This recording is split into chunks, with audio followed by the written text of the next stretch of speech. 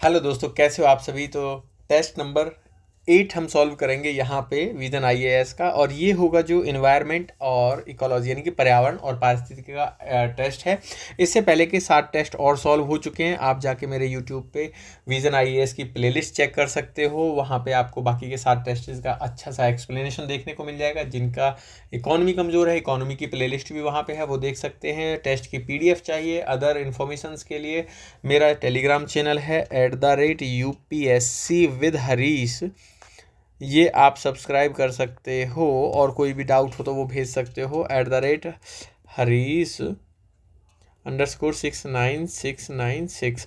और बाकी आप वीडियो का डिस्क्रिप्शन चेक कर लेना, वहाँ पे आपको टेलीग्राम का नाम मिल जाएगा, मेरा पर्सनल टेलीग्राम भी और चैनल वाला भी। और ये जो है वीडियो का टेस्ट नंबर मतलब पार्ट नंबर 1 होगा। यहाँ पे 1 से लेकर 50 तक के क्वेश्चन सॉल्व करवाए जाएंगे और साथ में एक्सप्लेनेशन भी कराया जाएगा।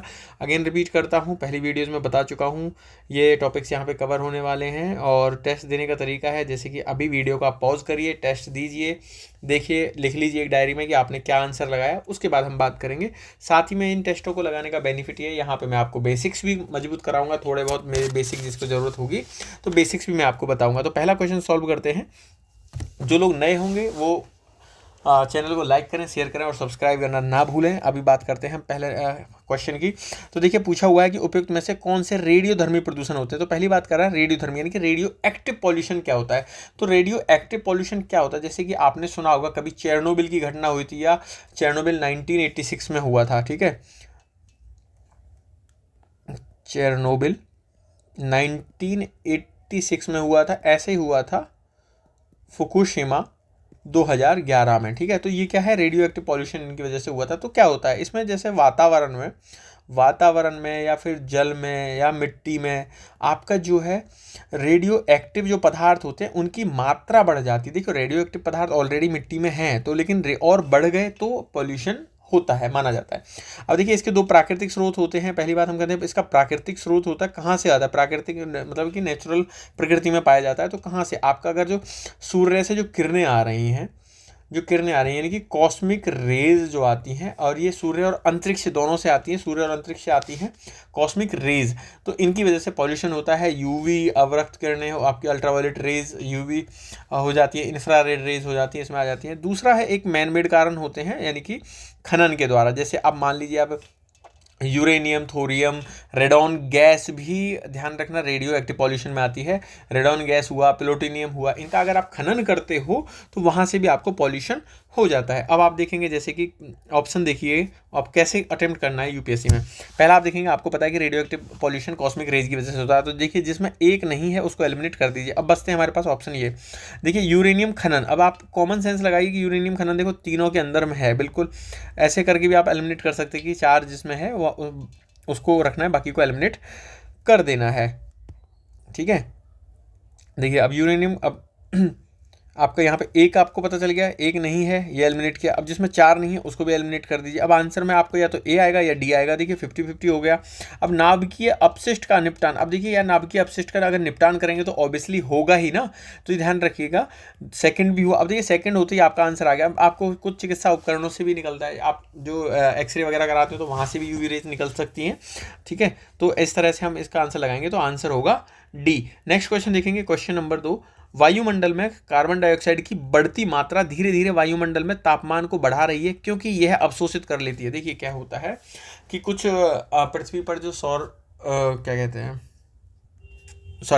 सौर बजट जो कहा जाता है, तो क्या होता है कि वहाँ से किरणें आती हैं ऊपर से सूर्य से, तो वो किरणें कुछ तो परावर्तित कर दी जाती हैं विकिरण के रूप में, कुछ पृथ्वी द्वारा अवशोषित कर ली जाती हैं।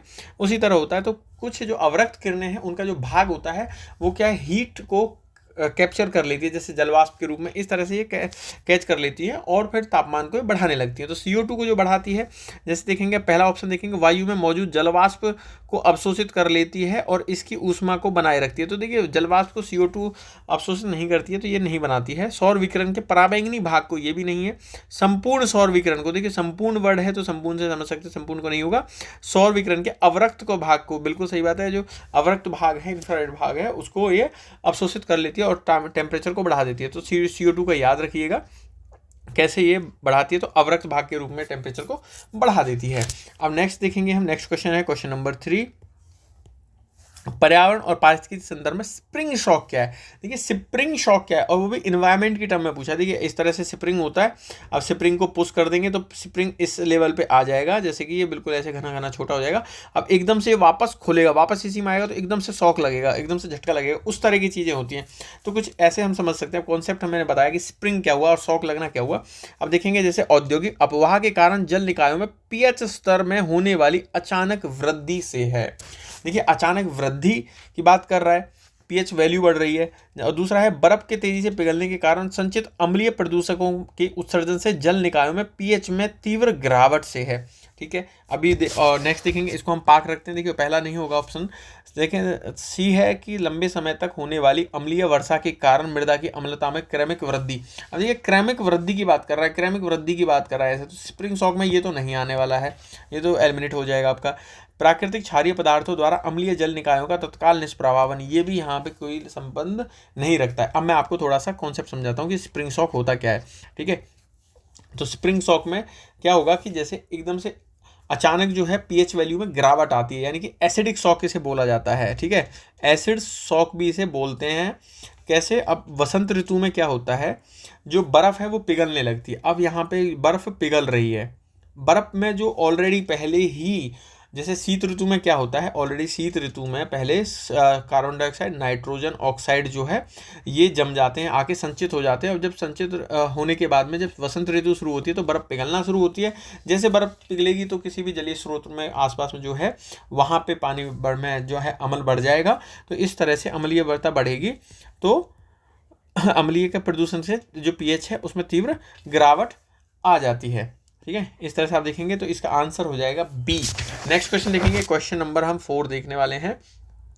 आप लोग प्लीज़ कमेंट करते रहिएगा, अगर किसी को आंसर देना है तो वो कमेंट बॉक्स में बता सकता है, कोई डाउट हो तो भी कमेंट बॉक्स में पूछ सकता है, कमेंट का रिप्लाई आएगा।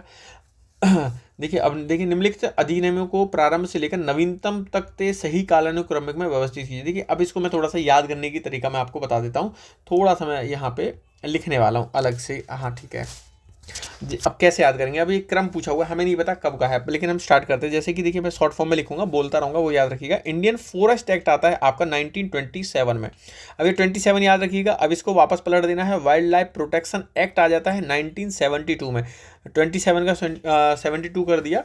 उसके बाद में आ जाएंगे, फिर आएगा आपका फॉरेस्ट कंजर्वेशन एक्ट आएगा, फॉरेस्ट कंजर्वेशन एक्ट 1980 में आएगा। फिर आएगा इन्वायरमेंट प्रोटेक्शन एक्ट आएगा 1986 में आएगा। फिर आएगा the protection of plants varieties and farmers right, आप इसे ऐसे लिख सकते हैं। तो ये आता है आपका सन 2000 में। फिर आएगा आपका बायोडाइवर्सिटी एक्ट आएगा, ये आएगा बायोडाइवर्सिटी एक्ट जो 2002 में आता है, ये अमेंड होता है 2023 में। फिर आएगा the plant quarantine regulation import in India, तो यहाँ पर plant quarantine import in India के नाम से आएगा, ये 2003 में आता है। फिर आ जाता है फॉरेस्ट राइट एक्ट आता है 2006 के अंदर में। फिर आएगा आपका, देखिए 2006 के बाद में क्या बन जाता है,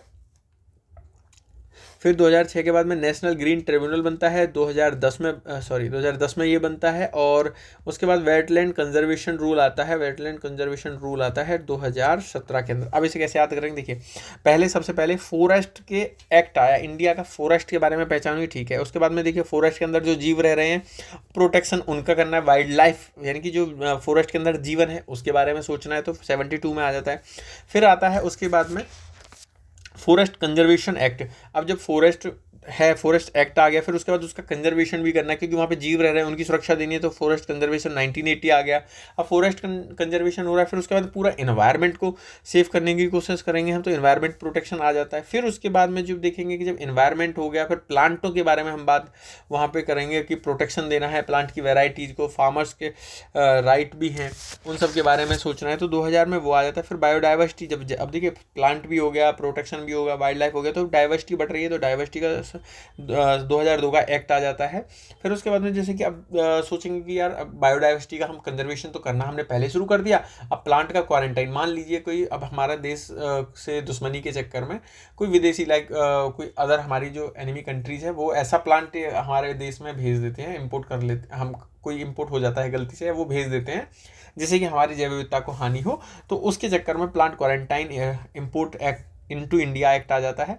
फिर राइट देने की बात होती है, फिर राइट दे रहे हैं, फॉरेस्ट राइट एक्ट दे दिया 2006 का, फिर एनजीटी बना देते हैं, फिर हम वेटलैंड कंजर्वेशन रूल बनाते हैं। इस तरह से आप याद रख सकते हो। अब आप इससे देखेंगे कि पहले क्या आता है। जैव विविधता अधिनियम कब आता है आपका? 2002 में आया है। वन संरक्षण अधिनियम कब आया? फॉरेस्ट कंजर्वेशन एक्ट 1980 में आपका ये आया है। पर्यावरण संरक्षण अधिनियम कब आया? 1986 में। तो आप देखेंगे 2, 1, 3 इसका सही आंसर होगा। आंसर है इसका डी। नेक्स्ट क्वेश्चन देखेंगे, क्वेश्चन नंबर 5 एसडीजीज के बारे में। तो सतत विकास लक्ष्यों के बारे में क्वेश्चन पूछ रहा है। तो सतत विकास लक्ष्य उनके उद्देश्यों के संदर्भ में, यानी कि यहाँ सतत विकास दिए हुए हैं, उनके लक्ष्य बताने हैं। देखिए SDG 6, SDG 7, SDG 11, SDG 13 यहाँ पे पूछा हुआ है। तो SDG 6 में क्या है? SDG 6 की हम बात करते हैं तो उसमें स्वच्छ जल की बात करता है, तो स्वच्छ जल और स्वच्छता के बारे में बात करता है, तो ये यहाँ पे संबंधित है। SDG 7 की बात करेंगे, 7 से आप 7 से याद कर सकते हैं, जैसे हिंदी में 7 कहते हैं, 7 मतलब सस्ती ऊर्जा की बात कर रहा है, ठीक है, अफोर्डेबल, यानी कि 7 मतलब सस्ती, ऐसे याद कर सकते हैं। 6 की बात कर रहे हैं तो 6 इसमें स्वच्छ में पीछे आ रहा है, ऐसे याद कर सकते हो, 6 से स्वच्छ हो गया। 11 की बात कर रहे हैं, 11 मतलब कि एक लकी नंबर है, तो संधारणीय शहर और समुदाय की बात करता है, बिल्कुल सही मैचड है। फिर उसके बाद करेंगे 13 की बात कर रहा है तो जलवायु कार्यवाही से संबंधित है, तो दो इसमें बिल्कुल सही मैच है आपके आंसर में। देखेंगे जैसे पहला जो है अब SDG आता है, नो पॉवर्टी की बात करता है। दूसरा करता है जीरो हंगर, यानी कि पहले गरीबी नहीं चाहिए, फिर हमें बिल्कुल भूख भी नहीं चाहिए, जीरो हंगर की बात करता है। थर्ड वाला जो करता है ग्लोबल वो गुड हेल्थ और वेलबींग्स की बात करता है। फोर्थ आपका क्वालिटी एजुकेशन की बात करता है। 5 जो है आपका जेंडर इक्वालिटी की बात करता है। 6 आपका जो है स्वच्छ जल और स्वच्छता की बात कर रहा है। 7 सस्ती और क्लीन एनर्जी की बात कर रहा है। जो उसके बाद बचता है आपका 8 आता है, 8 आ जाता है आपका decent work and economic growth की बात कर रहा है। 9 जो है इंडस्ट्री और इनोवेशन इंफ्रास्ट्रक्चर की बात कर रहा है। 10 जो है रिड्यूस इनइक्वालिटी की बात करता है, और 11 आपका सस्टेनेबल सिटीज़ की बात कर रहा है, और 12 जो है रेस्पॉन्सिबल कंस्ट्रक्शन एंड प्रोटेक्शन की बात करता है। 13 क्लाइमेट एक्शन के बारे में है। 14 लाइफ बिलो वाटर के बारे में है, और लाइफ ऑन लैंड पे जो आता है वो 15 है। Peace and justice and strong institution की 16 बात करता है। 17 आपका करता है पार्टनरशिप फॉर द गोल के बारे में बात करता है। इस तरह से SDGs को एक बार आप लिख के याद कर लेना, मैंने तो बोल के बता ही दिया, क्योंकि मैं लिखता तो वीडियो बहुत लंबी हो जाती है।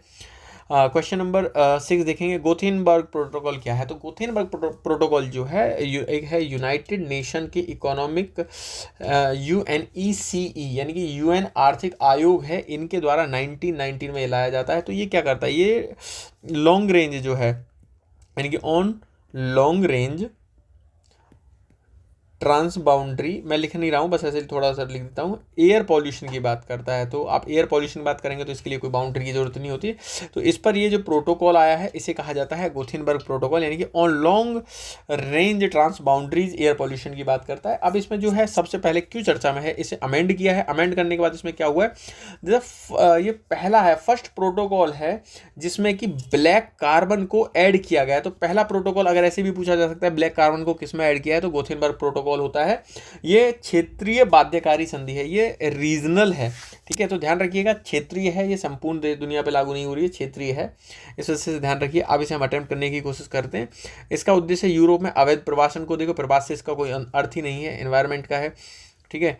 दूसरा हम देखेंगे अम्लीकरण, सुपोषण, क्षोभमंडलीय ओजोन प्रदूषण की समस्या पर समाधान करता है। अब आप देखिए मैंने बताया था एयर पॉल्यूशन की बात करता है, इसे हम पार्क रखते हैं। सी देखते हैं, ये अंतरिक्ष में शांतिपूर्ण उपयोग, देखिए अंतरिक्ष से कोई मतलब ही नहीं होता, एलिमिनेट कर दीजिए। इंटरपोल का सदस्य, इंटरपोल के सदस्य से इसका कोई संबंध ही नहीं है, तो आप बचेगा ऑप्शन बी। तो ऑप्शन बी में आप अम्लीकरण से, सुपोषण होने से, क्षोभमंडलीय ओजोन में प्रदूषण होने की समस्या का समाधान करता है, तो बिल्कुल बी इसका सही आंसर होगा। नेक्स्ट क्वेश्चन देखेंगे, question number 7, zero debris charter क्या है? तो जीरो डेब्रिस चार्टर जो है 2030 तक का जो अंतरिक्ष का मलबा को तटस्थ बनाने के लिए वैश्विक रूप से अग्रणी प्रयास है। अब ये प्रयास किसके द्वारा किया गया है? आप ऐसा अगर क्वेश्चन आता है जीरो डेब्रिज चार्टर किसके द्वारा लाया गया, तो आप लोग इसको एलिमिनेट क्वेश्चन को करके देखिए, आप समझ जाएंगे। तो देखिए पहली बात तो जीरो डेब्रिज चार्टर की बात, देखिए भारत अभी उभरा है स्पेस के मामले में, तो भारत तो इसका सहयोगी बिल्कुल भी नहीं होने वाला है, ठीक है, हस्ताक्षर नहीं करेगा, क्योंकि वहाँ पे जो पहले ही तुम जैसे अमेरिका जैसे देश हैं बहुत सारा कचरा पहुँचा चुके हैं, तो अब उनके कचरे की जिम्मेदारी हम क्यों उठाएं, इस तरह की बातें करता है। तो भारत तो इसका सदस्य नहीं होगा। अब भारत के नाम से 2 एलिमिनेट कर दीजिए आप, आपके अब 50-50 की बात हो जाती है। अब एक और 4, या तो रोमानिया और यूरोपीय संघ होता है, या फिर 3-4-5 यानी कि चीन भी होगा। अब देखिए चीन भी क्यों बात करेगा, चीन भी तो अभी डेवलप होना शुरू हुआ है, तो चीन भी यहाँ पे नहीं होगा। अब चीन नहीं होगा तो एलिमिनेट कर सकते, 5 भी एलिमिनेट हुआ, आंसर आता है आपका बी। ये तो हुआ तरीका आंसर निकालने का। अब बात करते हैं कि यूरोपीय स्पेस एजेंसी ने अभी नवंबर 2023 में एक बैठक की है। वहाँ कहाँ पे किया है, ये स्पेन का एक शहर है, कौन, सेविले। तो इसे सेविले सम्मेलन को भी ध्यान रखें, सेविले में सम्मेलन होता है, वहाँ पे इसे लॉन्च किया है यूरोपियन स्पेस एजेंसी ने। सबसे बड़ी बात है ये कि गैर बाध्यकारी है, ये बाध्यकारी नहीं है, ये भी ध्यान रखिएगा। और ये खुली और सहयोगात्मक है, ये ओपन है, ये किसी पर जो है स्वामित्व नहीं है, इस पर ना ESA यानी कि यूरोपीय स्पेस एजेंसी ने इसे लॉन्च किया है, तो इसका भी कोई इस पर स्वामित्व नहीं होने वाला है। तो इस तरह से इसको समझना है। अभी जो है इसमें जो देश कौन कौन से हैं वो देश मैं एक बार यहाँ पे नोट कर देता हूँ, शॉर्ट में लिखूंगा। Austria, Belgium, Cyprus, Estonia, Germany, Lithuania, Poland, Portugal, Romania, Slovakia, Sweden और यूनाइटेड किंगडम, ठीक है। तो ध्यान रखिएगा, Austria, Belgium, Cyprus, Estonia, Germany, Lithuania, Poland, Portugal और रोमानिया, स्लोवाकिया, स्वीडन और यूके। तो ये देश हैं, इसमें ध्यान रखिएगा। ऐसे यहाँ पे देखेंगे रोमानिया और आ जाता है और यूरोपीय संघ आ जाता है, EU, ठीक है। नेक्स्ट क्वेश्चन देखेंगे, क्वेश्चन नंबर 8। कभी कभी सुर्खियों में रहने वाला memory of the world program अभी क्या हुआ है, इसके बारे में थोड़ा सा बता देता हूँ। Memory of the world program में क्या हुआ है कि memory of the Asia Pacific region, यानी कि memory of the Asia Pacific region के बारे में बात है। यहाँ पे 3 भारतीय कृतियों को इसमें शामिल किया गया है। इनको शामिल करने का जो है इन्हें किस किस को शामिल किया, एक तो ध्यान रखिएगा रामचरितमानस को किया है, आपको पता होगा, सबने तुलसी जी ने लिखा था, कौन सी भाषा में लिखी थी, अवधी में। और उसके बाद में देखेंगे पंचतंत्र की आप कथाएं, जो कि पंचतंत्र कथाओं के माध्यम से नैतिकता सिखाती हैं। तो ये किसने, पंचतंत्र पे याद रखना, पैसे पंडित जी हैं, तो पंडित कौन से हैं, विष्णु शर्मा जी हैं। और फिर एक बची है आपकी सहृदय लोकलोचन जो है, ये किसने लिखी है, ये लिखी है, देखिए अब सहृदय की बात कर रहा है, तो ध्यान रखिएगा आपको कहाँ मिलता है, आनंद मिलता है, आनंद वर्धन। कौन से आचार्य थे, आनंद वर्धन जी ने ये लिखी है।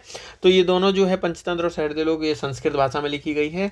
अभी एक 10वीं बैठक हुई थी, कहाँ पे हुई थी, ये हुई थी आपकी उलान बत्तार में, ठीक है, उलान बत्तार में हुई थी। कहाँ पे है ये, मंगोलिया में बैठक हुई थी।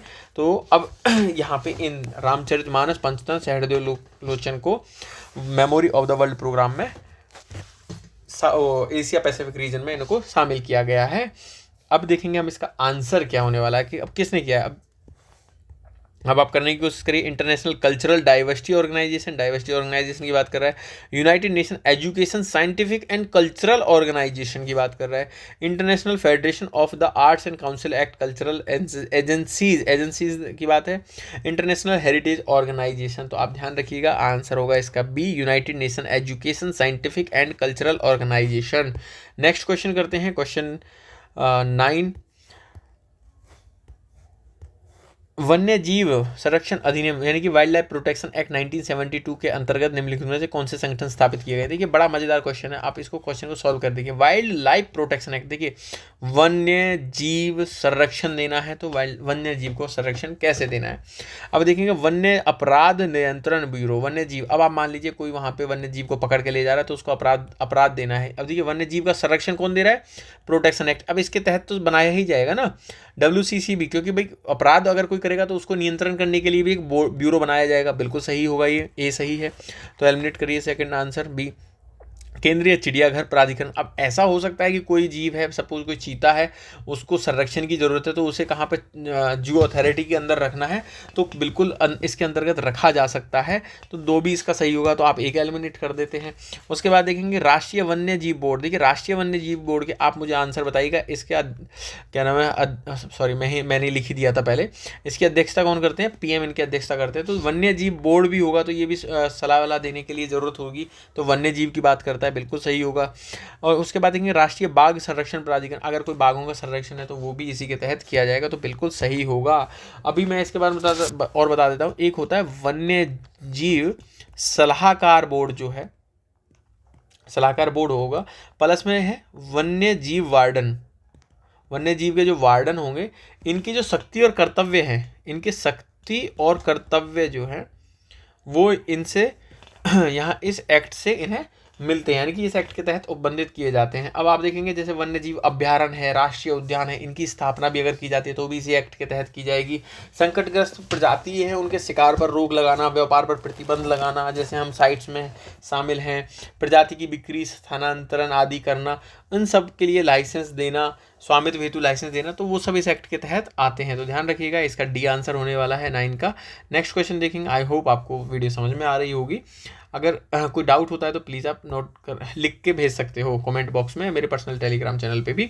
निम्नलिखित में से किस स्थल को CATS मान्यता दी? अब देखिए इनको टेस्ट सीरीज की गलती है कि ऐसे आपने बना दिया, पूरा लिख के देना चाहिए था। देखिए ये क्या है, कंजर्वेशन अश्योर्ड टाइगर स्टैंडर्ड्स, तो कंजर्वेशन अश्योर्ड और टाइगर स्टैंडर्ड्स है। इसमें क्या होता है कि इनका उद्देश्य क्या है, सबसे पहली बात है इनका उद्देश्य क्या है। ये बाघ जो है, अब टाइगर्स की बात कर रहा है तो टाइगर की जो आबादी है उनके लिए मूल मापदंड निर्धारित करना है, तो क्या करेगा, ये मूल मापदंड निर्धारित करेगा, क्या करेगा, फिर वैश्विक आबादी जो है उसको इन्हें दोगुना करना है, दोगुना करना है, बिल्कुल ठीक है। अब ये कितने मानक की बात करता है, ये 17 इसके न्यूनतम मानक स्तंभ हैं और 7 स्तंभ हैं, सॉरी न्यूनतम मानक जो है वो 17 है, 7 इसके स्तंभ हैं, इनका एक समुच्चय है ये।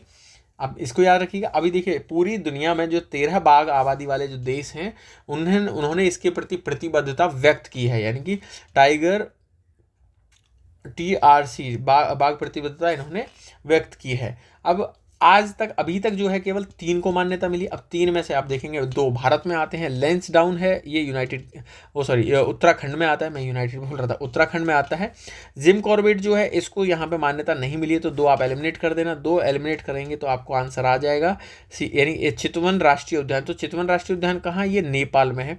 तो देखिए ये ध्यान रखिएगा, सबसे पहला फर्स्ट है नेपाल जिन्होंने इसे लागू किया है, TRC को लागू करने वाला है पहला नेपाल। अब है सिकोटे एलिन नेचर रिजर्व, ये कहाँ पे है, इसमें रूस में है। देखिए भारत में एक हो गया, उत्तराखंड में एक, नेपाल में हो गया, एक रशिया में होगा, सिकोटे एलिन नेचर रिजर्व, याद रखिएगा। 1, 3, 4 इसका सही आंसर है। क्वेश्चन 11 देखेंगे। पृथ्वी का चुंबकीय क्षेत्र पृथ्वी के बाह्य क्रोड में उपस्थित पिघले हुए लोहे की गति के से उत्पन्न होता है। देखिए जैसे अंदर जो क्रोड है इस तरह से, एक ये अंदर सॉलिड अवस्था में है, उसके बाद लिक्विड है, इस लिक्विड में यहाँ पे निकेल Fe यानी कि लोहा आदि बहुत सारी चीज़ें मिलते हैं। जो अर्थ का मैग्नेट बनती है वो यहीं से बनती है। देखिए ये क्या है, घूमता रहता है, जब अर्थ घूम रही है तो यहाँ घूमता रहता है, इसे मैग्नेटोस्फीयर बनता है, तो मैग्नेट बनती है यहाँ से, इस तरह से ये काम करता है। तो ये इससे बिल्कुल गति से उत्पन्न होता है, सही है, बिल्कुल एक सही होगा। पृथ्वी से चुंबकीय ध्रुव इसके भौगोलिक ध्रुवों से साथ में पूरी तरह संरेखित है, तो देखिए ये गलत होगा, पूरी तरह संरेखित है, जैसे पृथ्वी ऐसे 23.5 डिग्री झुकी हुई है, तो जो मैग्नेट है वो लगभग इससे 10 डिग्री के आसपास अंतर पे हैं, यहाँ पे आप 90 डिग्री मानेंगे तो ऐसे यहाँ पे अंतर पे स्थित है, तो ये बिल्कुल गलत होने वाला स्टेटमेंट है। ये आपका बेसिक है, अगर बेसिक नहीं आता है तो समझने में दिक्कत होगी। पृथ्वी का चुंबकीय क्षेत्र कुछ लाख वर्षों में उत्क्रमित हो जाता है, बिल्कुल सही है, ये आपने पढ़ा होगा कि ध्रुवीय पोल जो है बदल जाते हैं, लगभग 2 लाख सालों में एक बार ये बदल सकते हैं, तो इसलिए आंसर होगा इसका बी। नेक्स्ट क्वेश्चन देखेंगे, क्वेश्चन नंबर 12। अग्निबाण रॉकेट की बात करता है, तो अग्निबाण रॉकेट क्या है, तो अग्निबाण एक 4 चरणीय रॉकेट है जो 700 किलोमीटर तक की ऊंचाई तक नितभार ले जाने में, यानी कि नितभार मतलब पेलोड ले जाने में सक्षम है। देखिए बिल्कुल सही है, 700 किलोमीटर की ऊंचाई तक जाता है तो वहाँ पर कम से कम 100 किलो का ये लोड, मतलब 100 kg का लोड ये ले जा सकता है। बिल्कुल सही, लेकिन ये 4 चरणीय रॉकेट नहीं है, इसलिए ये स्टेटमेंट गलत हो जाता है, ध्यान से समझ लीजिएगा। इसे 3D प्रिंटिंग के तहत बनाया गया है, स्वदेशी रूप से निर्मित किया गया है, बिल्कुल सही है। अग्निबाण रॉकेट में पूर्णोदक के रूप में कैरोसिन, जो आपके घरों में यूज़ होने वाला तेल है, कैरोसिन और ऑक्सीजन के मिश्रण का उपयोग किया जाता है, बिल्कुल सही है। देखिए अब इसके बारे में मैं आपको अग्निबाण रॉकेट के बारे में बताता हूँ। अग्निकुल कैमॉस द्वारा, अग्निकुल नाम से कंपनी है, उन्होंने इसे बनाया। इसी कंपनी ने एक लॉन्च पैड बनाया है, ठीक है। लॉन्च पैड कौन सा है? धनुष, इसी से इन्होंने इसे लॉन्च किया था। तो लॉन्च पैड धनुष, ये निजी कंपनी है। कौन सी कंपनी का नाम है? अग्निकुल, ध्यान रखिएगा, अग्निकुल। अग्निकुल जो है निजी कंपनी है, कंपनी जो इसी ने बनाया था। धनुष लॉन्च पैड है, ये भी प्राइवेट है। उसके बाद में इन्होंने इसे 3D प्रिंटिंग के तहत बनाया है। अब इंडिया का पहला सेमी क्रायोजेनिक इंजन जो है, सेमी क्रायोजेनिक इंजन के तहत इसे उड़ाया गया है। अब इसका नाम क्या है? अग्निलेट। अब ध्यान रखिएगा, कई बार ऐसे क्वेश्चन पूछे जाते हैं। सॉरी, थोड़ा साफ से लिखता हूँ। अग्निलेट इसका नाम होना जाना, सेमी क्रायोजेनिक इंजन का। अब तो सेमी क्रायोजेनिक इंजन को क्या बोलते हैं? इसे बोलते हैं सब ऑर्बिटल टेक्नोलॉजिकल डिमॉन्स्ट्रेटर, ठीक है। तो SORTED, अगर ऐसा वर्ड भी कोई आपको लिखा आ जाता है तो ध्यान रखिएगा, सब ऑर्बिटल टेक्नोलॉजिकल डिमॉन्स्ट्रेटर इसको कहा जाता है। इस तरह से आप देखेंगे तो इसका आंसर होगा बी, केवल 2 सही हैं। नेक्स्ट क्वेश्चन देखेंगे, क्वेश्चन नंबर 13। निम्नलिखित में से कौन सा जैव रासायनिक ऑक्सीजन की मांग BOD का सर्वोत्तम वर्णन करता है? देखिए मैं पहले बता देता हूँ, यूट्रोफिकेशन होता है पहले। देखिए यूट्रोफिकेशन इसमें कई बार आने वाला है, यहाँ पे समझ लीजिए। ये सॉरी, एक तालाब है, ये इस तालाब, अरे जैसे एक तालाब है, इसमें यहाँ पे पानी भरा हुआ है। अब इसमें क्या होता है कि फॉस्फोरस वगैरह जो है, जैव आपके घरों से निकलने वाला जो गंदा पानी है, उसमें क्या है कि हाँ, उसमें कुछ चीज़ें ऐसी होती हैं जो कि यहाँ पे एल्गी ब्लूम करने वाली हैं। यहाँ पे अपशिष्ट आ रहा है, अपशिष्ट खाद के रूप में काम कर रहा है, खाद के रूप में काम कर रहा है। यहाँ पे हरे हरे पौधे उग जाते हैं, जैसे जैसे हरे हरे पौधे उग गए ऊपर, तो क्या है कि एक लेयर बन जाती है। तो ऐसे ही इससे कौन सी मृत झील समझेंगे, तो ये बाद में बनेगी मृत झील, ठीक है। यहाँ पर पोषण ज़्यादा हो जाता है। अभी क्या होगा, यहाँ पे मान लीजिए कुछ मछलियाँ भी तैर रही हैं, कुछ फाइटोप्लैंक्टन्स ये ऊपर हैं, ये भी मर के नीचे आ रहे हैं। तो यहाँ पे जो सूक्ष्म जीव है वो इनका अपघटन करेंगे, यानी कि इनको अपघटित करना इनका काम है, सूक्ष्म जीवों का। तो इनको क्या, इनको अपघटित करने के लिए O2 की डिमांड होगी, ऑक्सीजन की। तो ये वही कह रहा है कि रासायनिक ऑक्सीजन की मांग BOD का सर्वोत्तम वर्णन करता है। तो केमिकल जो बायोलॉजिकल ऑक्सीजन डिमांड है उसका वर्णन करता है। अब आप, आई होप आप इसको समझे होंगे। तो अब देखते हैं, जलीय पारिस्थितिकी तंत्र में प्रकाश संश्लेषी जीवों द्वारा उत्पादित ऑक्सीजन की सांद्रता। नहीं भाई, ये गलत हो जाएगा। दूसरा देखते हैं, जल में कार्बनिक पदार्थों को अपघटित करने हेतु वायवीय सूक्ष्म जीवों द्वारा आवश्यक ऑक्सीजन की मात्रा। तो देखिए अब आपको मैंने बता दिया था, तो ये बिल्कुल इसका सही आंसर होने वाला है। क्यों यूज़ किया जाता है इसका? परीक्षण में किस परीक्षण में किया जाता है? एक देखिए, इसका निश्चित तापमान होता है, लगभग 20 डिग्री सेल्सियस के आसपास तापमान रखता है। लगभग निर्दिष्ट अवधि होती है, कभी कभी मतलब 5 डेज की अवधि में होता है। मतलब आप समझेंगे कि BOD कैसे नापा जाएगा भाई, एक टेम्परेचर फिक्स होना चाहिए, एक कुछ टाइम होना चाहिए, यानी कि 5 डेज इनके द्वारा, यानी कि जो ये सूक्ष्म जीव हैं ये कितनी O2 को खपत के लिए इन्हें चाहिए, तो इस तरह इसको मापन किया जाता है, इनके परीक्षण किया जाता है। और इसे इस तरह भी यूज होता है कि अगर स्टेटमेंट आपको लिखा मिलता है, जल निकायों में कार्बनिक पदार्थ की मात्रा का मापन करने के लिए क्या किया जाता है। अब देखिए, कार्बनिक पदार्थों की अगर मात्रा अधिक होगी तो वहाँ पर ऑक्सीजन कम होगी, ये याद रखिएगा, ठीक है। आई होप आप इसको समझे होंगे, ये आपके बेसिक्स में पहले ही क्लियर करा रखा होगा। तो 20 का सही आंसर है, आगे जाने की जरूरत ही नहीं होती है। नेक्स्ट क्वेश्चन देखेंगे, क्वेश्चन नंबर 14। जैव आवर्धन एक ही पोषी स्तर पर भीतर घटित होता है। पारा DDT सामान्य रूप से पाए जाने वाले जैव आवर्धन पदार्थ है। देखिए अब ये आपको पता, मैं पहले आपको एक कॉन्सेप्ट क्लियर कराता हूँ, जैव आवर्धन क्या होता है।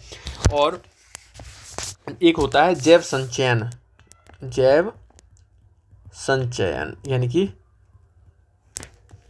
मैं लिख देता हिंदी में ही, बायो एक्यूमुलेशन। अब आप इससे वर्ड से समझ गए होंगे, एक्यूमुलेशन यानी कि इकट्ठा हो रहा है, कहीं इकट्ठा हो रहा होगा।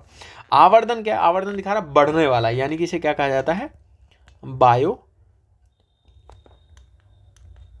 एम्प्लीफिकेशन, ठीक है, बायो एम्प्लीफिकेशन इसे कहा जाता है, यानी कि या फिर इसे क्या कहते हैं, जैव प्रवर्धन भी कह दिया जाता है। वर्ड्स का ध्यान रखिएगा, वर्ड से खेल जाता है कई बार यूपीएससी। बायो एम्प्लीफिकेशन, एम्प्लीफिकेशन कर रहा है, ठीक है। दूसरा का बायो एक्यूमुलेशन, इकट्ठा करने की बात कर रहा है। देखिए जैव आवर्धन में क्या होता है कि जैसे कि किसी जीव ने, मान लेते हैं कुछ एक जहरीला कुछ कीटनाशक खा लिया, जैसे इसने एक पोषी स्तर 1 ट्रॉपिक लेवल, 2 ट्रॉपिक लेवल, ऐसे लिख लेते हैं, 3 ट्रॉपिक लेवल, 4 ट्रॉपिक लेवल। अब क्या हुआ, इसने अगर कुछ कीटनाशक खा लिया है, ठीक है, कीटनाशक इसने खाया है, तो इसके बाद में क्या हुआ, अब ये 2 ट्रॉपिक लेवल वाला इसे खा जाएगा, तो इसे खाएगा तो ये वाला इसके अंदर चला जाने वाला है। क्योंकि देखो कुछ ऐसा होता है जो कि घुल जाता है वसा में, कुछ ऐसा है जो घुल नहीं पाता, संचयन हो जाता है, यानी कि इकट्ठा हो जाता है बॉडी में, ऐसा होता है। अब जो घुल रहा है, अब मान लीजिए जो घुला हुआ है, और कुछ ऐसा भी होता है जिसे हम चयापचय कर जाती है बॉडी, अब ये इसके अंदर में जाके स्टोर हो गया। अब इसको, अब यहाँ पे मान लेते हैं 10 पॉइंट जहर था, कुछ इसने पचा लिया होगा, उसके बाद में यहाँ पे पहले 10 पॉइंट और हुआ, अब इसने ऐसे 10-10 करके कम से कम 4-5 जीव खा लिए, तो 10-10 करके इसके पास और इकट्ठा हो गया, इसको ये खा गया, फिर उसके बाद इसको ये खा गया, इस तरह से ये चलेगा। तो ये क्या होगा, ये स्तर यहाँ पे एक दूसरे से बढ़ता हुआ जाएगा, ठीक है।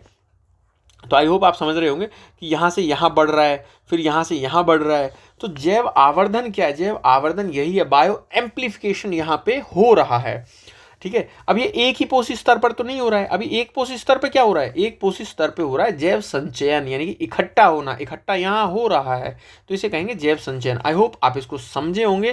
तो ये देखेंगे कि एक ही पोषी स्तर पर अगर होता है तो इसे कहेगा बायो एक्यूमुलेशन, यानी कि जैव संचयन, और जैव आवर्धन का ये परिभाषा नहीं है, तो ये गलत हो जाता है।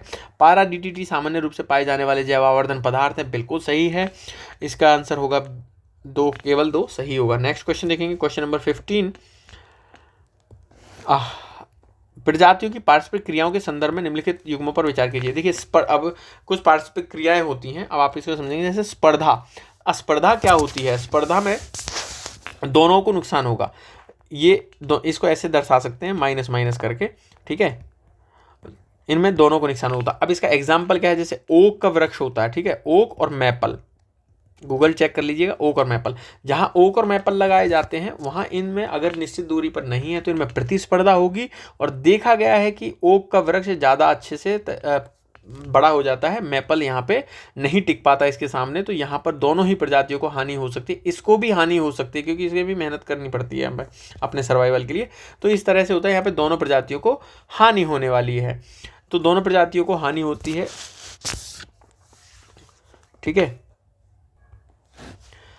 तो पहला तो इसमें सही मैच है। दूसरा हम देखेंगे अंतरजातीय परजीविता। अब अंतरजातीय परजीविता दोनों प्रजातियों को लाभ, यानी कि दोनों प्लस में अंतरजातीय परजीविता में दोनों को लाभ कैसे हो सकता है, ये देखते हैं हम। तो देखिए पहले अब अंतरजातीय परजीविता क्या होती है, जैसे कि मच्छर मनुष्य को काटता है, कोयल अपने अंडे सेकने के लिए किसी दूसरे के घोंसले में रख देती है, फफूंद पेड़ पर पनप जाती है, तो इस तरह से अंतरजातीय परजीविता होती है। अब आप देखेंगे दोनों प्रजातियों को यहाँ पे लाभ हो रहा है, तो ये तो नहीं है, दोनों प्रजातियों को यहाँ पे लाभ नहीं हो रहा है, तो ये तो यहाँ पे गलत होने वाला है। तीसरा देखेंगे सहभोजिता। तो सहभोजिता क्या होगी, जैसे एक ही प्रजाति की केवल हानि होती है। अब एक प्रजाति की हानि कैसी होती है, अब इसमें हम देखो सहभोजिता को किताबों में थोड़ा अलग लेवल पे समझाया, मैं थोड़ा अलग भी समझता हूँ इसको। सहभोजिता में ऐसा होता है कि एक को फ़ायदा हो सकता है, एक को फ़ायदा नहीं भी होगा, ऐसा भी हो सकता है एक को नुकसान हो एक को फ़ायदा हो। जैसे कि अब इसका एग्जांपल मैं आपको समझाता हूँ, जैसे कि आपने कभी देखा होगा आपके आसपास कुछ पशु चर रहे होते हैं, तो उनके सींगों के पास में बगुले या कुछ ऐसे पंछी बैठे होते हैं जो कुरेदते रहते हैं, उनके कानों से कुछ कीड़े मकोड़े खाते रहते हैं, पीठ पर बैठ के खाते रहते हैं। तो भाई भैंसों के लिए क्या हो रहा है, तो उनके लिए तो कोई प्रॉब्लम ही नहीं हो रही, उनके तो कीट हटाए जा रहे हैं, उनको तो फ़ायदा ही हो रहा है, दूसरे जीव को कोई दिक्कत नहीं, उसको भोजन मिल रहा है, ठीक है। तो इस तरह से आप सोच सकते हैं, मतलब एक को भोजन मिल रहा है, एक को कोई इंपैक्ट ही नहीं पड़ रहा है, सहभोजिता।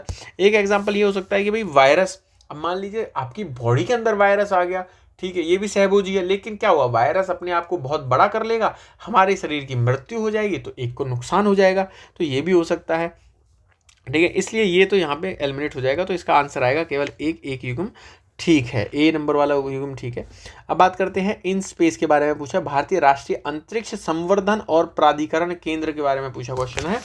तो पहले हम इनस्पेस की बात कर लेते हैं। इनस्पेस जो है अक्टूबर 2021 में इसका गठन किया गया था, और ये किसके अधीन किया गया था? अंतरिक्ष विभाग जो है उसके अधीन इसका गठन किया था, अंतरिक्ष विभाग के अधीन। और ये कैसा है? एक स्वायत्त है, ठीक है, स्वायत्त संस्था के रूप में काम कर रहा है। तो हम देखेंगे पहला ऑप्शन ये है, भारतीय अंतरिक्ष अनुसंधान संगठन, ठीक है, यानी कि इसरो की बात कर रहा है, इसरो के प्रशासनिक नियंत्रण के अधीन काम करता है, तो एक गलत हो गया। यह गैर सरकारी संस्थाओं द्वारा सभी अंतरिक्ष संबंधी गतिविधियों के लिए सिंगल विंडो मंजूरी प्रदान करता है, बिल्कुल सही है। यह इसरो और गैर सरकारी संस्थाओं यानी कि निजी जो संस्थाएं होती हैं के बीच में इंटरफेस के रूप में कार्य करता है, तो बिल्कुल सही है, ध्यान रखिएगा। यानी कि सरकारी और गैर सरकारी जो है नॉन गवर्नमेंट इंटिटीज़ हैं, उन दोनों के लिए इंटरफेस के रूप में काम करता है। कहीं सरकारी आप आंसर में लगा दो, तो इसका 2 सही होने वाला है कि केवल 2 सही है। नेक्स्ट क्वेश्चन देखेंगे, क्वेश्चन नंबर 7। संकटग्रस्त यानी कि आप देखेंगे IUCN की रेड लिस्ट पादप जंतुओं और अन्य जीवों की विलुप्ति के खतरे की स्थिति को वर्गीकृत करने के लिए सर्वाधिक मान्य वस्तुनिष्ठ आकलन प्रणालियों में से एक है। निम्नलिखित में से कितने किसी दी गई प्रजाति के विलुप्त होने के कारण जोखिम का आकलन करने के लिए एक मानदंड के रूप में प्रयुक्त होते हैं? देखिए IUCN नाम की जो NGO है, ये एक NGO है, पहले तो याद रखिएगा NGO है, और ये 5 मापदंडों का प्रयोग करता है टोटली। अब उसमें कौन कौन से मापदंड होते हैं? जैसे एक पहला ही मापदंड है संख्या के कम होने की दर, बिल्कुल सही बात है। दूसरा भौगोलिक वितरण का क्षेत्र। तीसरा है यदि प्रजाति की आबादी पहले से ही कम हो। चौथा होगा कि जो प्रजाति की संख्या पहले ही बहुत कम हो और बहुत सीमित क्षेत्र में रहती हो, ये भी ऐड हो जाएगा। पांचवा होगा यदि संख्यात्मक विश्लेषण के परिणाम वन में विलुप्त होने की उच्च संभावना दर्शाते हो। यदि संख्यात्मक विश्लेषण किसी का किया जाए और लग रहा है कि इस वन में बहुत उच्च मात्रा में संभावना है कि ये विलुप्त हो सकती है, तो वो भी इसका एक मापदंड होगा, ठीक है। तो टोटल 5 मापदंड यूज करता है, 2 मैंने आपको बता दिए, 3 यहाँ पे लिखे हुए हैं, तो आंसर होगा सभी 3। नेक्स्ट क्वेश्चन देखेंगे, क्वेश्चन नंबर 18। डीप फेक के संदर्भ में बात करते हैं। तो डीप फेक क्या है? तो डीप फेक के बारे में क्वेश्चन पूछा हुआ है। देखिए पहले मैं आपको समझाता हूँ। एक होता है सिंथेटिक मीडिया, ठीक है। तो सिंथेटिक मीडिया क्या होता है? सिंथेटिक मीडिया ऐसी होती है जो कृत्रिम रूप से निर्मित या संशोधित जो डिजिटल सामग्री है, जैसे AI, machine learning, computer graphics की मदद से बनाया जाए। जैसे AI का यूज़ कर लिया, आर्टिफिशियल इंटेलिजेंस का, मशीन लर्निंग का, कंप्यूटर की ग्राफिक्स से मदद हुआ, तो इसमें वीडियो, ऑडियो, इमेजेस बनाई जा सकती हैं। जैसे डीप फेक चलता है, किसी की कुछ गलत अश्लील वीडियो बना के किसी को ब्लैकमेल करना आदि ऐसी चीज़ें यहाँ पे की जाती हैं। तो डीप फेक क्या है? तो ये क्या न्यूरल नेटवर्क का उपयोग करके फेक ऑडियो और वीडियो बनाना शामिल है, बिल्कुल सही होगा। तो सिंथेटिक मीडिया मैंने आपको बता दिया है, तो उन सब का में यूज़ होने वाला है डीप फेक।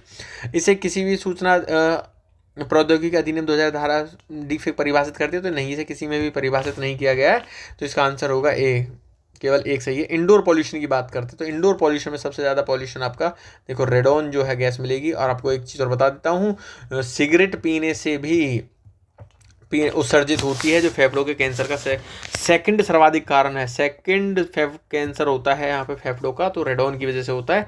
इंडोर पॉल्यूशन, बहुत सारे पॉल्यूशन इसमें होते हैं, जैसे कि रेडॉन पॉल्यूशन कुछ भवन सामग्रियों में पाए जाने वाला फेफड़ों के कैंसर का कारण बन सकता है, बिल्कुल सही होगा। फफूंद कॉलोनिया द्वारा निर्मुक्त किए जाने वाले जैविक रसायन एलर्जी उत्पन्न कर सकते हैं, अस्थमा बढ़ा सकते हैं, बिल्कुल। जैसे आप क्या देखेंगे दीवारों पे फफूंद लग जाती है, तो उससे आपको एलर्जी हो सकती है, अस्थमा बढ़ा सकते हैं, तो बिल्कुल सही है। तीसरा एयर फ्रेशनर बहुत सारे लोग यूज़ करते होंगे, या फिर इंडोर पॉल्यूशन में आप जो डिओ लगाते होंगे, परफ्यूम्स लगाते होंगे, तो वो भी एक एयर पॉल्यूशन में आते हैं। रूम फ्रेशनर यूज़ कर रहे हैं, वो है एयर फ्रेशनर के रूप में। वाष्पशील यौगिक, कार्बनिक यौगिक गुर्दे को क्षति पहुंचा सकते हैं। भाई देखो ये नहीं कह रहा पहुंचाते हैं, पहुंचा सकते हैं। अब आपको यहाँ एक चीज़ ध्यान रखना है, ये भी सही है, इसका तीनों सही आंसर है, सही आंसर है सी। देखिए अब VOC कहाँ मिलते हैं? वाष्पशील ऑर्गेनिक कंपाउंड्स कहाँ मिलते हैं आपको? ये जैसे पेंट हुआ, कीटनाशक हुए आदि, इन सब में मिलते हैं। इंडोर पॉल्यूशन जैसे कार्बन मोनोऑक्साइड कहाँ से बनता है? तम्बाकू वमाकू के धुआं से बनने वाला होता है। अब आप इसको समझिए कि UPSC में ऐसे क्वेश्चंस को कैसे करें। इंडोर पॉल्यूशन की बात करें, अब देखिए रेडॉन हो सकता है होती हो, फफूंद आपने घर में देखी होगी, एयर फ्रेशनर आप यूज़ ही करते हैं। यहाँ देखिए बन सकता है, बढ़ा सकते हैं, पहुंचा सकते हैं, यानी कि हो सकता है, ये नहीं करा है लेकिन हो सकता है। तो ऐसे क्वेश्चंस की जो स्टेटमेंट है जनरली सही होती है, तो ये आपको कॉमन सेंस UPSC के टाइम पे लगा लेना है। क्वेश्चन नंबर 20 देखेंगे कि डिजी लॉकर की बात कर रहा है। तो डिजी लॉकर निम्नलिखित में से कथनों पर विचार कीजिए। डिजी लॉकर डिजिटल इंडिया कार्यक्रम के तहत शिक्षा मंत्रालय की एक प्रमुख पहल है। देखिए ये शिक्षा मंत्रालय की पहल नहीं है, सबको पता होगा, ministry of information technology MEITY की ये पहल है। तो पहला यहाँ पे गलत हो जाता है। दूसरा देखेंगे, डिजिटल लॉकर प्रणाली के द्वारा जारी किए गए दस्तावेजों को मूल भौतिक दस्तावेजों के समान माना जाता है। देखिए इन्हें मूल भौतिक दस्तावेजों के समान कहाँ माना जाता है। अब मैं इसे एक एक्ट में बताता हूँ कौन से एक्ट के तहत है। देखिए जो सूचना प्रौद्योगिकी यानी कि सुविधाएं प्रदान करने वाले मध्यस्थों द्वारा सूचना का संरक्षण और प्रतिधारण नियम 2016 जो है, नियम मैंने नाम अगेन बोल देता हूँ, सूचना सुविधाएं यानी कि डिजिटल लॉकर जो है सुविधाएं प्रदान करने वाले मध्यस्थों द्वारा सूचना का संरक्षण और प्रतिधारण नियम 2016 की जो धारा 9A है, इसके तहत इन्हें मूल भौतिक दस्तावेजों के समान माना जाता है। ये ध्यान रखिएगा। अच्छा, मूल भौतिक वैधिक दस्तावेजों के समान माना, लेकिन इन्हें वैध दस्तावेज किस एक्ट के तहत माना जाएगा? IT एक्ट जो है 2000 का, इसके तहत इन्हें वैध दस्तावेज माना जाता है। ध्यान रखिएगा, वर्ड को ध्यान से पकड़िएगा। मूल भौतिक दस्तावेज और वैध दस्तावेज में अंतर है, ठीक है। तो तीसरा है, उपयोगकर्ता केवल आधार आधारित प्रमाणीकरण के माध्यम से अपने डिजिटल लॉकर अकाउंट तक पहुंच बना सकते हैं। तो देखिए उपयोगकर्ता केवल नहीं, मोबाइल नंबर से भी आप बना सकते हो। 2 फैक्टर सत्यापन होता है, 2 फैक्टर OTP आपको पास आता है, फिर सत्यापित होता है, आप लॉगिन कर सकते हो। तो ये चीज़ है यहाँ पे, तो ये यहाँ पे गलत होगा, ये सही होगा। तो केवल B सही आंसर, मतलब सॉरी A सही आंसर होगा, केवल एक सही है। नेक्स्ट क्वेश्चन देखेंगे, सुपोषण। अब देखिए सुपोषण मैं आपको समझा चुका हूँ पहले ही। सुपोषण क्या है, जैसे कि N2O यानी कि नाइट्रोजन ऑक्साइड, और प्लस में आपका जो है जैसे फॉस्फोरस, आपका अगर घरों के कचरे से निकल के कहीं पे जमा हो जाता है झील में, तो वहाँ पे सुपोषण हो जाता है। एल्गी ब्लूम होगा, आपने आसपास कोई जलाशय देखा होगा, वहाँ पे आप देखेंगे तो हरे हरे रंग के कुछ पौधे उन झीलों के ऊपर मिलते हैं, जो कि उसका मृत झील बनने का भी एक कारण होता है। अब देखेंगे सुपोषण किसी जल निकाय की जैव रासायनिक ऑक्सीजन की मांग को कम करता है। अब देखिए मैंने आपको पहले ही समझाया था कि सुपोषण क्वेश्चन नंबर 13 में नहीं, जैव मांग को कम नहीं करता भाई, बढ़ाता है, ठीक है। एल्गी ब्लूम होगा यहाँ पे, और फिर उसके बाद जो कार्बनिक पदार्थ हैं उनको अपघटित करने के लिए जो सूक्ष्म जीव हैं उनको ऑक्सीजन की ज़्यादा जरूरत होगी। तो पहला स्टेटमेंट आपका गलत होता है। अब ऐसे क्वेश्चंस में आप समझिए, देखिए पहला ही आपने पता है कि गलत हो गया, दूसरा पढ़ा है मत पढ़ें। आप देखिए पहला गलत, इन दोनों में तो कह रहा है दोनों सही है, दोनों सही, तो ये तो आंसर होंगे ही नहीं। पहला सही है, ये भी गलत हो गया। दूसरा ये इसमें से कह रहा है कि ठीक है ये वाला गलत है, दूसरा सही है, बिल्कुल सही है, आंसर ऐसे आ गया। अब दूसरा देखो, सुपोषण के कारण जल निकाय में ऑक्सीजन के स्तर में कमी आती है, बिल्कुल सही बात है, कमी आती है। ऐसे क्वेश्चंस को इस तरह से आपको सॉल्व करना है। क्वेश्चन नंबर हम 22 देखेंगे, CPCB के बारे में पूछा हुआ है। CPCB केंद्रीय प्रदूषण नियंत्रण बोर्ड जल और वायु प्रदूषण की रोकथाम और नियंत्रण और वायु की गुणवत्ता में सुधार के लिए संबंधित किसी भी मामले में केंद्र सरकार को सलाह देता है। तो अब दूसरा है, इसे पर्यावरण संरक्षण अधिनियम 1986 के तहत उत्तरदायित्व सौंपा गया है। देखिए ये बिल्कुल सही कह रहा है। देखिए अब देखिए पर्यावरण संरक्षण, अब यहाँ पे पर्यावरण की बात करता है, प्रदूषण नियंत्रण, वायु गुणवत्ता में सुधार आदि करता है, तो पर्यावरण संरक्षण अधिनियम का उत्तरदायित्व सौंपा होगा, सही बात है। आपको ये चीज़ें ऐसे लगेंगी कि ठीक है भाई इसके तहत ऐसे दायित्व सौंपा गया है, नहीं, बट अब आप यहाँ पे मैं आपको समझाता हूँ पहले CPCB यहाँ पर। ये जैसे कि इसको ये घटा गया सांविधिक गठन, वो है संगठन, ठीक है, कौन सा है, सांविधिक संगठन के रूप में है। इसका गठन कब हुआ है, ठीक है, देखिए गठन में याद रखिएगा, गठन हुआ है इसका जल प्रदूषण निवारण और नियंत्रण अधिनियम 1974 का जो है, ठीक है। तो जल वाला जो एक्ट है, जल प्रदूषण के तहत से गठन किया गया है, लेकिन इसकी शक्तियां, पावर्स और इसका वर्क यानी कि कार्य कहाँ से करता है, ये करता है वायु प्रदूषण से, ठीक है। तो इसको देखो आप ध्यान रखिएगा, वायु पुत्र जैसे हनुमान जी है ना, तो वायु पुत्र, तो वहाँ से उन्हें शक्तियाँ मिल रही हैं, उस तरह से याद रखिएगा।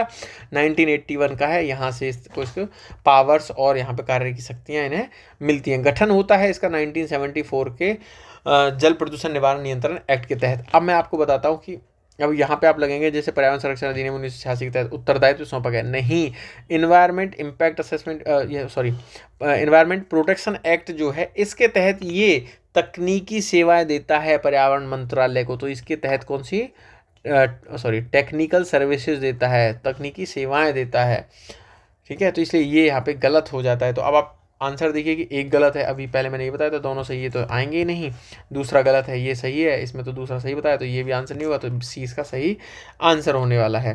नेक्स्ट क्वेश्चन देखेंगे, क्वेश्चन नंबर 23। कुछ कन्वेंशन दिए हुए हैं जैसे बेसल कन्वेंशन, रोटरडेम और स्टॉकहोम कन्वेंशन। तो कन्वेंशन की बात कर लेते हैं।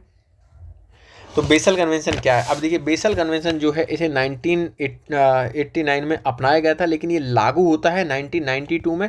किसके लिए? देखिए रेडियो एक्टिव जो पॉल्यूशन है, रेडियो धर्मी अपशिष्ट जो है उसके लिए। अब ये क्या करता है बेसल कन्वेंशन में, क्या होता है देखिए क्या होता है, जो डेवलप्ड कंट्रीज हैं वो अपना कचरा LDC कंट्रीज में भेज देती हैं कि अपने पास नहीं रहे, लीस्ट डेवलपमेंट कंट्रीज है उनके पास हम भेज देते हैं। तो इनको रोकने के लिए बेसल कन्वेंशन बनाया गया था। अब आप इसको देखेंगे कि देखिए स्थायी कार्बनिक प्रदूषकों के लिए, तो ये तो इसका नहीं होगा, एक इससे मैच तो ये नहीं हो रहा है, तो सभी तीन आंसर नहीं होगा। रॉटरडैम कन्वेंशन की बात करते हैं। रॉटरडैम जो कन्वेंशन है ये कौन बनता है? FAO और UNEP इसे संयुक्त रूप से जो है प्रशासित करते हैं। किस पर? पूर्व सूचित सहमति पर। ये ध्यान रखिएगा, पूर्व सूचित सहमति। जैसे ऐसा होता है खतरनाक जो पदार्थ हैं उनके व्यापार के लिए पहले ही बताना पड़ता है देश को कि भाई हम लोग इस तरह के पदार्थों में डील कर रहे हैं, तो पूर्व सूचित सहमति पर है। तो रॉटरडैम कन्वेंशन बिल्कुल यहाँ पे सही आंसर होगा। तीसरा है स्टॉकहोम कन्वेंशन। तो स्टॉकहोम कन्वेंशन कब है? देखिए ये लागू होता है 2004 में। अब ये कैसा है? ये बाध्यकारी है भाई, ये कानूनी रूप से ध्यान रखिएगा बाध्यकारी है, ठीक है। स्टॉकहोम कन्वेंशन बाध्यकारी है। अभी क्या हुआ? Inter governmental forum on chemical safety यानी कि IFSC और एक है IPCS international programme for chemical safety ने एक सूची तैयार करी है। ये जो सूची है इसे क्या कहा जाता है? Dirty dozen. अब इस डर्टी डजन के अंतर्गत लगभग 30 रसायन सूचीबद्ध किए गए हैं। अब इसमें टोटल जो है अभी मैं बताता हूँ डर्टी डजन में, अगर आपको क्वेश्चन अगर आता है कि डर्टी डजन क्या है, तो यहाँ पर रसायन है कुछ जैसे 8 जो है ऑर्गेनोक्लोरीन है, जिसमें ऑर्गेनोक्लोरीन कीटनाशक है जिसमें एल्ड्रीन, DDT, क्लोरिडन, डाइड्रीन, एड्रीन, हेप्टाक्लोर, मिरेकस, टॉक्साफिन। और फिर 2 औद्योगिक रसायन आते हैं इसमें, हेक्साक्लोरोबेंजीन आता है यानी कि HCB, एक आता है PCB यानी कि पॉलीक्लोरिनेटेड बाइफिनाइल समूह आता है। फिर 2 औद्योगिक उप उत्पाद आते हैं जिसमें क्या कहता है? डाइऑक्सिन और फ्यूरान। थोड़ा सा याद रखिएगा ये स्टॉकहोम कन्वेंशन के अंतर्गत किया गया है। डर्टी डजन इन्होंने जो है IFSC और IPCS ने इन्होंने सूची तैयार की है, इसे डर्टी डजन कहा जाता है। देखिए थोड़ा सा वीडियो लंबा हो जाता है सिर्फ इसी वजह से कि मुझे बहुत सारा एक्सप्लेनेशन देना पड़ जाता है यहाँ पे, ठीक है। तो अब आप देखेंगे कि कौन कौन सा सूचीबद्ध है। तो सिर्फ रॉटरडैम है, स्टॉकहोम कन्वेंशन इस पे सूचीबद्ध नहीं है। खतरनाक अपशिष्ट के सीमा पार ये नहीं करेगा। देखिए सीमा पार ये बेसल करता है, ठीक है। स्थायी कार्बनिक प्रदूषकों पर आधारित है, बिल्कुल सही है। तो स्टॉकहोम जो है POPs पर है, ठीक है। तो स्थायी कार्बनिक प्रदूषण पर है। रॉटरडैम आपका खतरनाक अपशिष्ट पर है, तो इसलिए ध्यान रखिएगा केवल बी सही है, एक युग्म इसका सही होने वाला है। नेक्स्ट क्वेश्चन देखेंगे, क्वेश्चन नंबर हम 24 मृदा की बात कर रहा है कि उपयुक्त में से कितने मृदा प्रदूषण के परिणाम है। अब देखिए मृदा प्रदूषण क्या है वो ये नहीं पूछा, परिणाम पूछा है कि इम्पैक्ट क्या पड़ने वाला है। अब देखिए नाइट्रोजन में कमी होगी, बिल्कुल सही है, हो सकता है। प्रदूषण के परिणाम क्या है? जैसे अपक्षय हुआ, अपक्षय अपरदन होता है, तो उसकी वजह से भी वहाँ पे प्राकृतिक जो पोषक तत्व हैं उनकी कमी हो सकती है, उर्वरता में कमी हो सकती है, सूक्ष्म जीव जो रह रहे हैं मृदा में उनकी कमी हो सकती है, दुर्गंध आ सकती है, रहने वाले जीवों की मृत्यु हो सकती है वहाँ पे, वो सब हो सकता है। लवणता में वृद्धि बिल्कुल सही है, हो सकती है। विषाक्त धूल का उत्पादन बिल्कुल हो सकता है। मृदा में वनस्पति और जीवों में असंतुलन हो सकता है। तो इनका सारा ऐसे क्वेश्चन का सभी सही होता है, सही आंसर होगा D।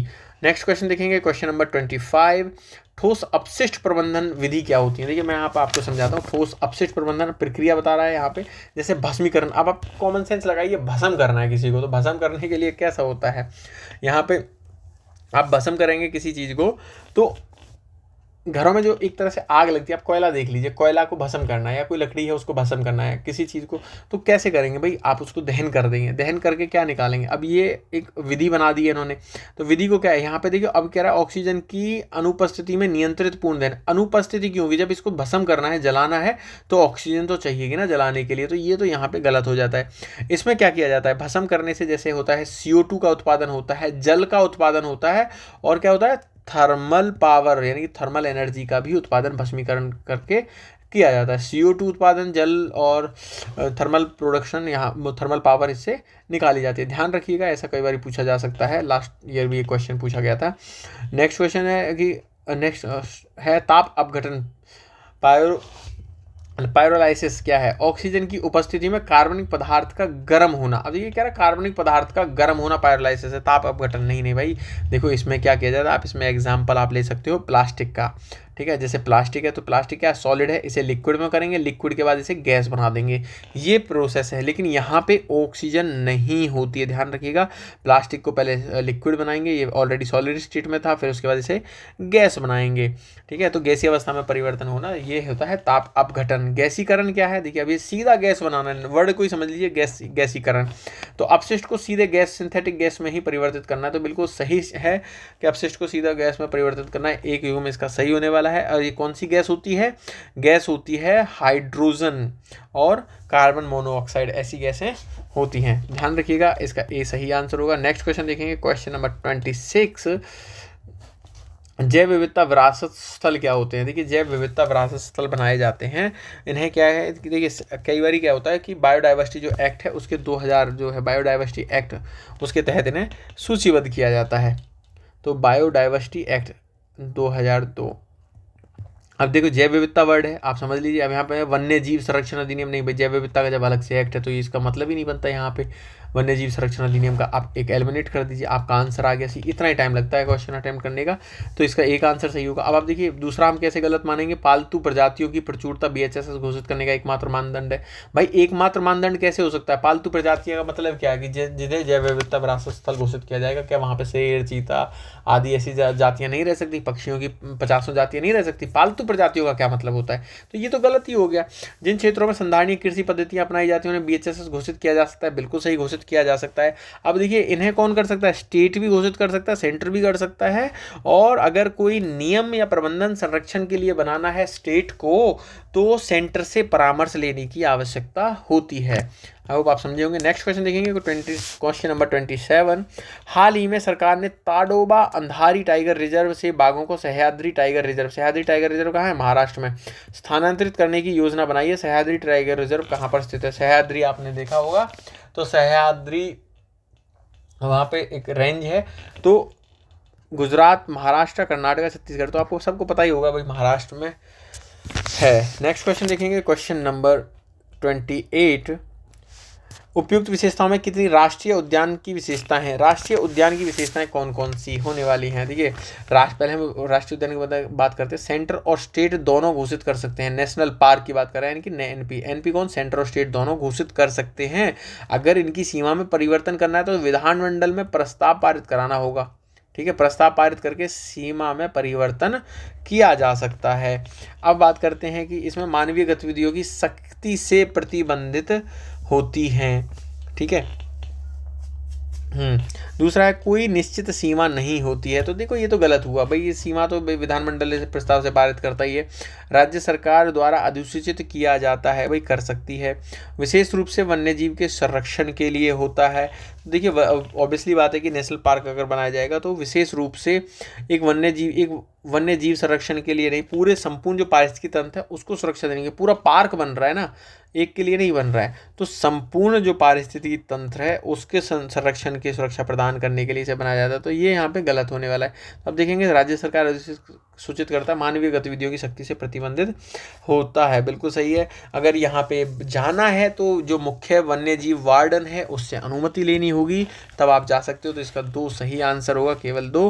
29 देखिए, ये क्वेश्चन आपके मेंस में भी आ सकता है। कार्बन फार्मिंग क्या है? तो कार्बन फार्मिंग क्या है? एक तरह से क्या होता है, जो मृदा और जो पौधे हैं उनके माध्यम से क्या किया जाएगा, जो वायुमंडल में CO2 है उसको अवशोषित कराया जाएगा और संग्रहित कर लिया जाता है। अभी सिद्धांत किस तरह से काम करता है? जैसे कि आपने कोई पेड़ लगाए खेत में, उन्होंने CO2 तो अवशोषित करी थी, उसके बाद उन्होंने खेत में जुताई कर दी, तो मिट्टी में क्या हुआ, वो लैंड में जाके आपकी CO2 फिक्स हो जाती है, संग्रहित हो जाती है। अब कैसे काम करता है? देखिए पहले इसका है कार्बन का अवशोषण किया जाता है। ये लिखने का तरीका आप देख लीजिएगा। जो मृदा की जो जैविक सामग्री है, जैविक सामग्री को बढ़ाना है, संवहनीय कृषि पद्धति है ये। इस संवहनीय कृषि पद्धति क्या है, यहाँ पर रासायनिक जो उर्वरक हैं उनका यूज बिल्कुल कम करना है, विविधीकरण बढ़ाना है। ये संवहनीय कृषि बता रहा हूँ, ये भी हो सकता है कि संवहनीय कृषि आपसे पूछ लिया जाए। विविधीकरण है और मिश्रित कृषि है। मिश्रित कृषि पर भी पूछा जा सकता है। मिश्रित कृषि शायद मुझे लगता है कि यूपीएससी मेंस में आया हुआ क्वेश्चन है, मिश्रित कृषि है। अब इसकी तकनीकें क्या होती हैं, कौन कौन सी तकनीकों के द्वारा किया जाता है, जैसे कि नो टिल फार्मिंग की जाती है, कवर करके क्रॉपिंग की जाती है, एग्रो फॉरेस्ट्री है, बायोचार है, ठीक है, मैनेज्ड ग्रेजिंग है। अब इनसे लाभ क्या होता है, जलवायु परिवर्तन का शमन किया जा सकता है, मृदा की उर्वरता बढ़ती है, जल धारण क्षमता में सुधार आता है, कृषकों की आय में वृद्धि होती है, आदि आदि कार्य इसके हैं। तो आप देखेंगे कि इनसे ग्रीन हाउस गैस उत्सर्जन को कम करने के लिए कृषि पद्धतियों का उपयोग शामिल है। तो बिल्कुल सही है भाई, CO2 का आप शोषित कर रहे हैं तो ग्रीन हाउस गैस है, CO2 आपको पता होगा। तो एक तो इसका सही है, आप देखेंगे हम 2 आंसर नहीं लगा सकते। आप देखेंगे इसे अधिकांशतः सीमित जल उपलब्धता वाले क्षेत्रों में लागू किया जा सकता है।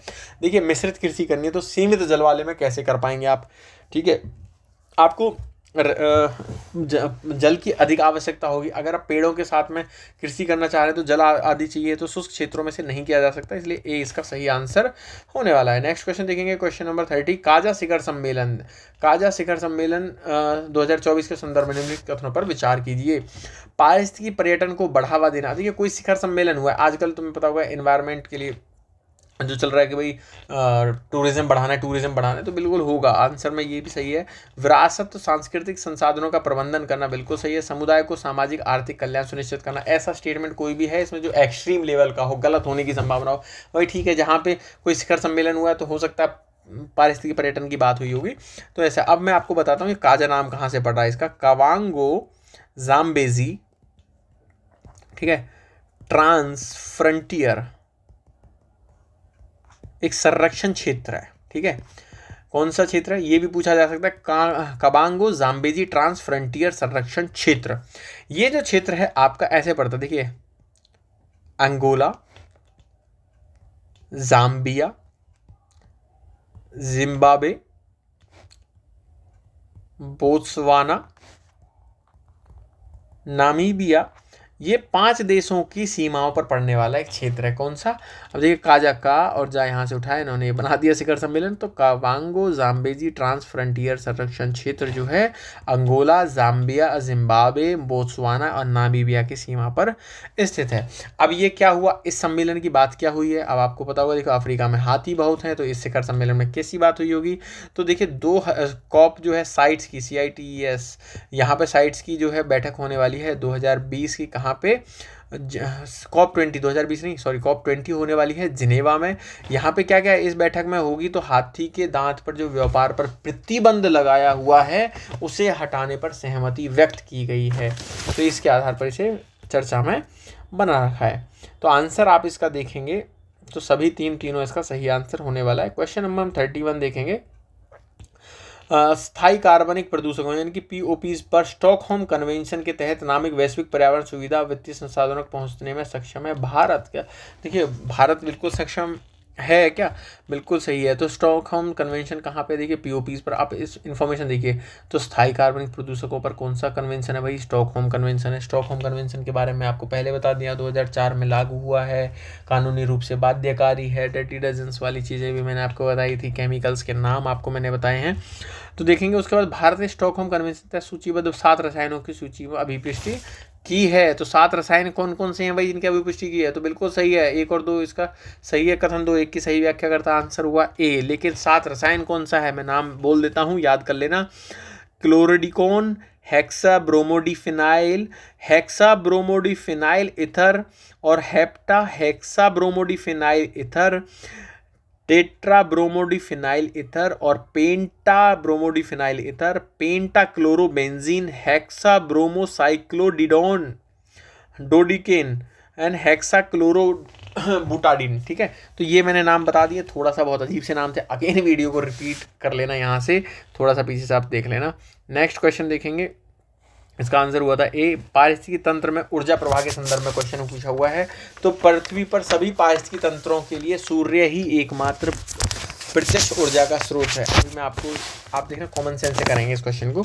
दूसरा है कि पौधे बचाने के लिए लगभग 1 से 5% सौर विकिरण ग्रहण करते हैं। तो ये बिल्कुल सही है, बहुत छोटी सी मात्रा को यूज़ करते हैं फोटोसिंथेसिस वगैरह के तहत। और देखिए जो संश्लेषी प्रक्रिया है, अब इसमें ये इस तरह से भी लिखा हो सकता है 2 से 10%।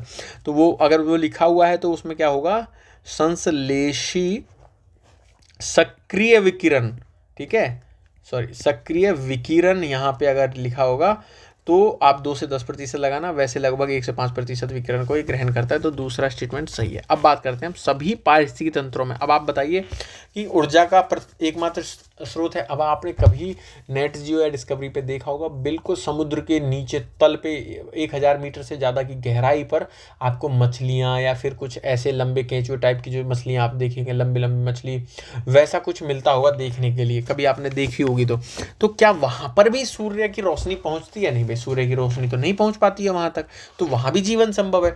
अब ये जीवन कैसे संभव होता है, अब मैं बताता हूँ आपको। देखिए, ठीक है, इसको समझाते हूँ मैं थोड़ा सा। एक होता है हाइड्रोथर्मल, पहले और चीज़ समझाता। देखिए समुद्र के नीचे क्या होता है, हाइड्रोथर्मल वेंट्स होते हैं, ठीक है। ये जो वेंट्स हैं, इन वेंट्स में से पानी निकलता है, कितना, 300 डिग्री से लेकर 400 डिग्री सेल्सियस गर्म, ठीक है। अब जो ये गर्म पानी निकलता है, इसमें क्या होता है, इसमें सल्फर होता है, साथ में मिनरल्स होते हैं, खनिज होते हैं। अब इनको क्या होगा, अब सल्फर और मिनरल्स हैं, अब देखिए बहुत गर्म पानी है, सल्फर और मिनरल्स हैं। पिछली बार भी एक यूपीएससी में क्वेश्चन आया था 2024 में कि अम्लीय कुछ पानी है, अम्लीय कुछ घोल है, उसमें सूक्ष्म जीव जीवित नहीं रह सकते, तो हो सकते हैं। देखिए इतनी गर्मी में 300 से 400 डिग्री सेल्सियस में भी कुछ वो है बैक्टीरिया, ठीक है, बैक्टीरिया है, ये यहाँ पे होते हैं। और इसमें कौन सा होता है, आर्किया, बैक्टीरिया और आर्किया यहाँ पे होते हैं। ये क्या करते हैं, यहाँ से सल्फर और मिनरल्स को खाते हैं और H2 बनाते हैं, ठीक है, H2S बनाते हैं। और क्या सॉरी, हाइड्रोजन और सल्फर खाते हैं और बनाते हैं ऑर्गेनिक पदार्थ, ठीक है, ऑर्गेनिक पदार्थ यहाँ पर बन जाता है। और ये कहाँ पे, ये जो है खाद्य श्रृंखला का पार्ट है, खाद्य श्रृंखला जो है उसका ये पार्ट होता है। अब आप समझेंगे, अब ये आर्किया और बैक्टीरिया कैसे भाई यहाँ पे खाना बना लेते हैं, तो ये इनके लिए संश्लेषण कैसे होता है, ये करते हैं कीमोसिंथेसिस, ठीक है, कीमोसिंथेसिस यानी कि रासायनिक संश्लेषण।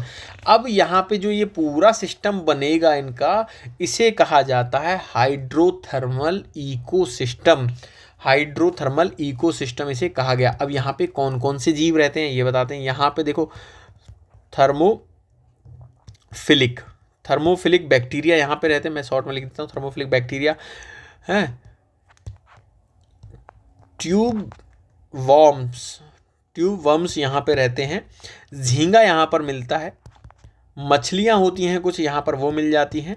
अब ये जो झींगा और मछलियाँ, ये ऐसे होते हैं जिनको बहुत कम O2 की मात्रा, मतलब बहुत कम ऑक्सीजन होता है नीचे समुद्र में, वहाँ पे ये जीवित रह सकते हैं। इनको सूर्य के प्रकाश की आवश्यकता नहीं।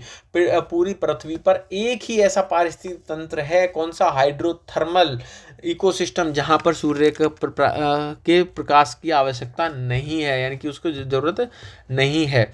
तो इसलिए ध्यान रखिएगा, ये यहाँ पे गलत हो जाता है, एक यहाँ पे गलत हो जाता है, तो 2 इसका सही आंसर है बी। आई होप आप अच्छे से समझे होंगे। नेक्स्ट क्वेश्चन देखते हैं, question number 33, open network for digital commerce क्या है। देखिए open network for digital commerce जो बनाया है, ये पहले मैं बता देता हूँ, कंपनी एक्ट है, उसकी धारा 8 के तहत ये पंजीकृत है, कंपनी के रूप में ये कार्य करता है। किसमें, कंपनी के रूप में ये कार्य करता है। इसकी स्थापना कब हुई थी, स्थापना हुई थी अप्रैल 2022 के अंदर में इसकी स्थापना की गई थी।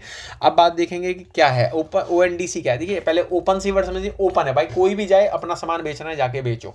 अभी क्या करता है, जैसे फ्लिपकार्ट है, अमेजोन है, अपनी मोनोपोली कर देंगे, ग्राहक को चीज़ें दिखाएंगे, भाई हमारे पास ही मिलेंगी, किसी और के पास नहीं मिलेंगी, तो वहाँ पे कंपैरिजन देता है। ओपन नेटवर्क पर जाके आप कोई भी जाइए, विक्रेता अपना रजिस्टर करिए और सामान बेचना शुरू कर सकते हैं। इस तरह की चीज़ें यहाँ पे दी है, और मोनोपोली खत्म करने के लिए।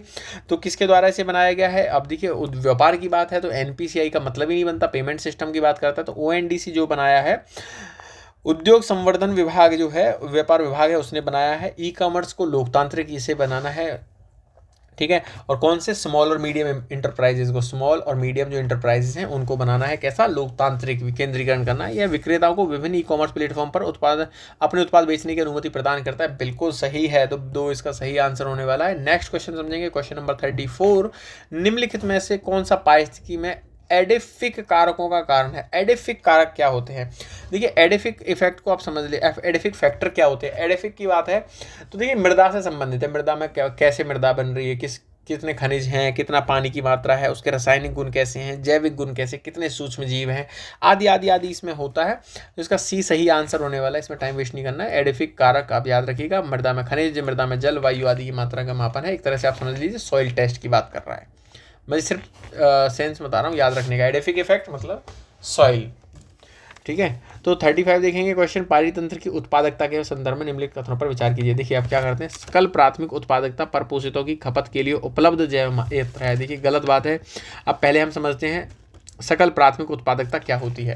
देखिए सकल प्राथमिक उत्पादकता होती है, सूर्य का प्रकाश आया, यहाँ पे एक पौधा हुआ, उसका विकास हुआ, यहाँ पे ये जो उत्पादकता है इसे कहेंगे भाई, यहाँ पे इसने ये बना, पौधा पूरा बन गया, यानी कि इसका जो जैव भार है, ठीक है, कौन सा सूखा जैव भार, इसकी सकल उत्पादकता हुई प्रॉपर, पूरी, कंप्लीट, क्यों ये पेड़ कितना बड़ा हुआ वो। तो उत्पादकता क्या है, यानी कि जैव उत्पादन की दर क्या है उसकी, ठीक है, यानी कि कुल जैव भार हुआ। अभी क्या हुआ, अब इस पेड़ ने अपने बढ़ने के बीच में कुछ प्रक्रिया से श्वसन किया है, यानी कि कुछ एनर्जी अपने श्वसन की अवस्था में भी वेस्ट की है। जैसे अभी मैं बात कर रहा हूँ तो जो मैंने खाना खाया है, मैं सांस ले रहा हूँ, तो उसके अंदर भी वो एनर्जी वेस्ट हो रही है, यानी कि एनर्जी का यूटिलाइजेशन हो रहा है।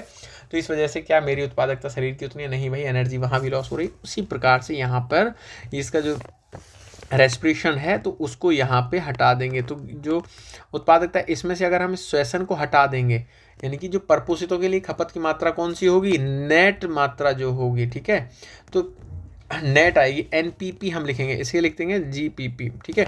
तो एनपीपी यहाँ पे होगा, तो इसमें से श्वसन की दर को, श्वसन को हटा देंगे, उसके बाद जो उत्पादकता बचेगी वो एनपीपी, यानी कि वो होती है परपोषितों की खपत के लिए। भाई श्वसन को थोड़े ही खा सकते हैं, तो इसलिए एक यहाँ पे गलत होता है। आई होप आप इसको समझे होंगे। अब बचता है महासागरीय, महासागर की वार्षिक शुद्ध प्राथमिकता उत्पादकता भूमि की तुलना में अधिक है। देखिए अभी क्या एक सर्वे मतलब किया गया, उसमें क्या हुआ, पृथ्वी की टोटल जो है 170 बिलियन टन उत्पादकता है टोटल, जिसमें से कि देखिए महासागरों की जो है वो 55 बिलियन टन है, और उसके बाद जो बचता है 115 बिलियन टन वो सतह पर है। आप ध्यान रखिएगा, ऐसा कर क्वेश्चन इस तरह की स्टेटमेंट आती है। तो वार्षिक शुद्ध जो उत्पादकता है वो जो लैंड एरिया है, सतह वाला एरिया, उसकी है, सिर्फ महासागरों की तो 55 है, ठीक है। तो ध्यान रखिएगा, इसका आंसर होता है केवल डी आंसर होता है इसका, 1 और 2 कोई सही नहीं है। नेक्स्ट क्वेश्चन देखते हैं, निम्नलिखित में से किस संगठन द्वारा चारागाहों और चरवाहों पर की गई global land outlook thematic report, अब ये याद रखिएगा, global land output thematic report किस पर है, चरवाहों और चारागाहों से संबंधित रिपोर्ट है, किसने बनाई है भाई, ये बनाई है यूनाइटेड नेशन ने, UNCCD, ठीक है, डेजर्टिफिकेशन से संबंधित है। तो अभी से में है इस पे, संयुक्त राष्ट्र मरुस्थलीय रोकथाम अधिनियम, जैसे कि स्टेपी हुआ, ऐसे। अभी क्या है, ये रिपोर्ट क्या कह रही है भाई, जो 50% चारागाह हैं वो क्षरित हो चुके हैं, ठीक है, तो 50% चारागाह क्षरित हो चुके हैं। नेक्स्ट क्वेश्चन देखेंगे, क्वेश्चन नंबर 37 क्योटो प्रोटोकॉल से संबंधित है। क्योटो प्रोटोकॉल के बारे में, कार्बन बाजार तंत्र में संदर्भ में निम्नलिखित कथनों पर विचार कीजिए। देखिए क्योटो प्रोटोकॉल के 3 मैकेनिज्म काम करते हैं। एक होता है आपका क्लीन डेवलपमेंट मैकेनिज्म, यानी कि स्वच्छ विकास कार्य तंत्र, और संयुक्त कार्यान्वयन और उत्सर्जन व्यापार, एमिशन की जो ट्रेड की जाती है। तो बिल्कुल सही है, क्योटो प्रोटोकॉल यह औद्योगिक देशों को विकासशील देशों में परियोजनाओं के उत्सर्जन की कम की दर पर क्रेडिट खरीदने के उत्सर्जन में कमी करने के लक्ष्य को पूरा करने में अनुमति देता है। तो बिल्कुल सही है, औद्योगिक देश क्या करते हैं, विकासशील जो देश है भाई, यहाँ पे अपना कुछ इन्वेस्ट कर देंगे, वहाँ से क्रेडिट व्यापार खरीद लेंगे, तो वो बिल्कुल यह इसकी अनुमति देता है। संयुक्त कार्यान्वयन औद्योगिक देशों के बीच में उत्सर्जन में कमी से संबंध में परियोजनाओं को सुविधाजनक बनाता है, बिल्कुल सही है। उत्सर्जन व्यापार, यानी कि जो ट्रेड करनी है, यानी कि देशों को उनके क्योटो लक्ष्यों को पूरा करने के लिए उत्सर्जन व्यापार की अनुमति देता है, तो बिल्कुल सही है। और इसका उद्देश्य क्या है भैया, ग्रीन हाउस गैस जो है इसका उत्सर्जन हमें क्या करना है, कम करना है। अब ये क्योटो प्रोटोकॉल ने क्या किया भैया, UNFCCC जो 1992 है, इसका जो ये 1992 में, इसमें जो क्लाइमेट चेंज है उसी के लक्ष्यों को क्योटो प्रोटोकॉल के तहत आगे बढ़ाया जा रहा है। तो इसका आंसर होगा सी, यानी कि तीनों सही होंगे। नेक्स्ट क्वेश्चन देखेंगे, क्वेश्चन नंबर 38। निम्नलिखित में से गैसों को 100 वर्षों में उनकी वैश्विक तापन संभाव्यता के अवरोही क्रम में व्यवस्थित कीजिए। अब आप देखिए वैश्विक तापन संभाव्यता क्या है। पहले तो क्वेश्चन अटेम्प्ट करने से तरीका ये है, पहले आप देखिए कि वैश्विक तापन संभाव्यता क्या है, आपको पता तो हो ये क्या होती है। यानी कि आप समझिए कि 1000 टन जो है CO2 पर्यावरण में हो, यानी कि ये एक तरह से तुलना है भाई CO2 की तुलना में, यानी कि CO2 की जो बेस है वो सिर्फ 1 माना जाता है, ठीक है। तो यहाँ पे आप देखिए CO2 का बेस मापन जो है 1 मान रहे हैं। अब 1000 टन जो होगी वो पर्यावरण में कितनी गर्मी को रोक सकती है और कितने समय तक बनी रह सकती है अगर CO2 पर्यावरण में होगी, इस तरह की बात कर रहा है।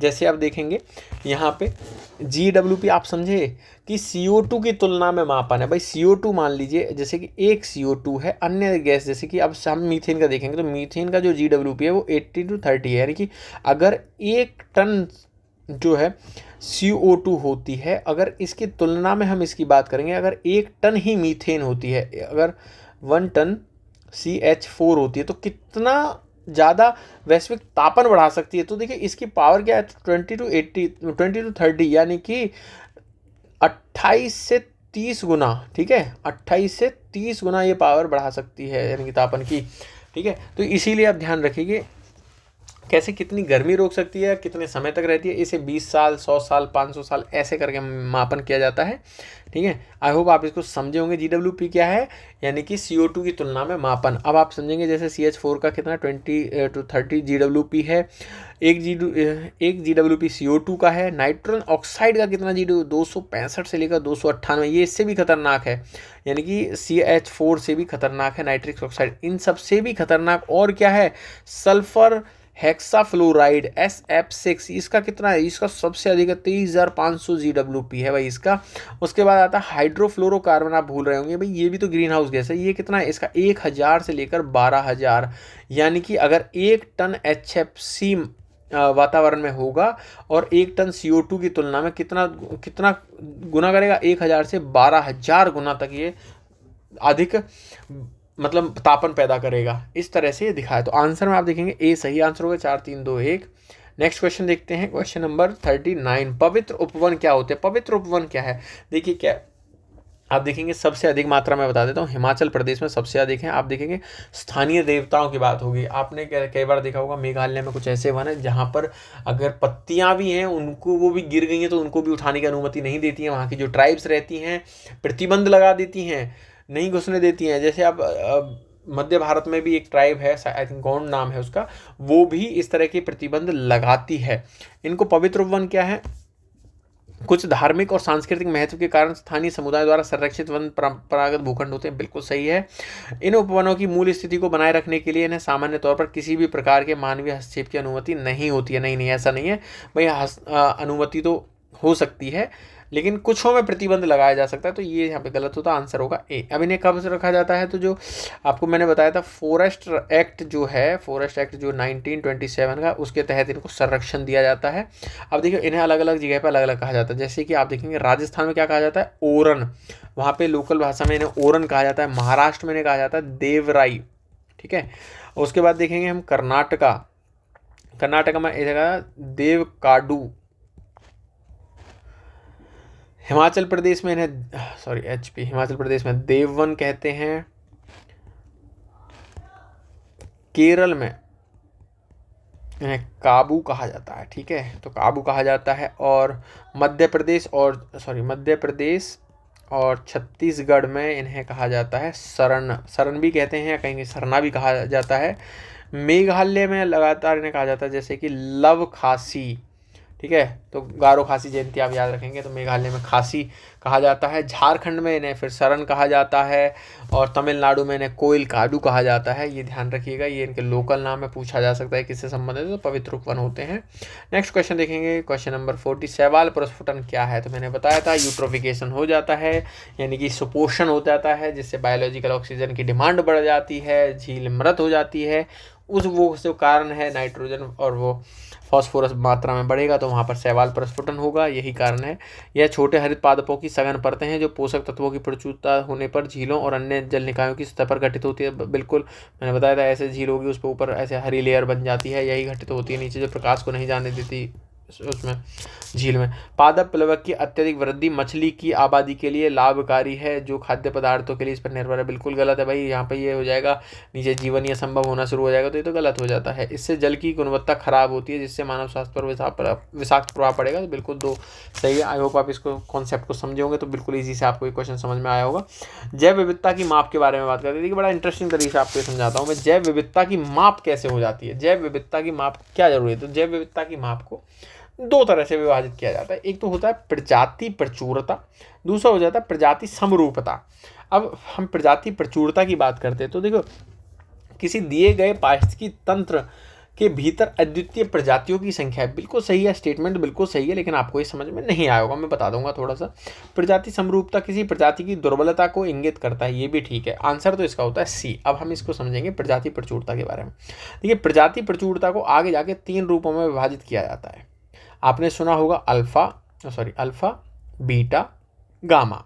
अल्फा बीटा गामा क्या है, आप इसको एक एग्जांपल लिख लीजिए। घर, ये आपका हो जाता है मोहल्ला और ये आपका हो जाता है गांव। आई होप आप इसको समझे होंगे, कहें अजीब सा तरीका थोड़ा सा। अल्फा बीटा गामा, घर है आपका, मोहल्ला है, फिर उसके बाद आपका गांव है। इस लेवल पे यानी कि घर क्या है, छोटे स्तर पर जो प्रजाति हैं उनके बारे में बात करता है।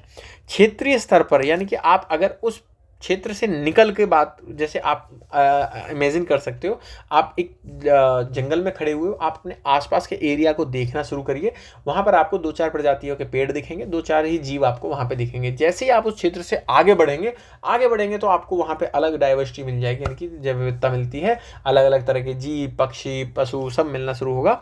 तो वो कहाँ पे आएगी, यानी कि बीटा, यानी कि एक क्षेत्र से दूसरे में आ रहे हैं, यानी कि क्षेत्रीय स्तर पर जो विविधता होती है उसे बीटा में मापा जाता है। मोहल्ले के लेवल पे आप समझिए।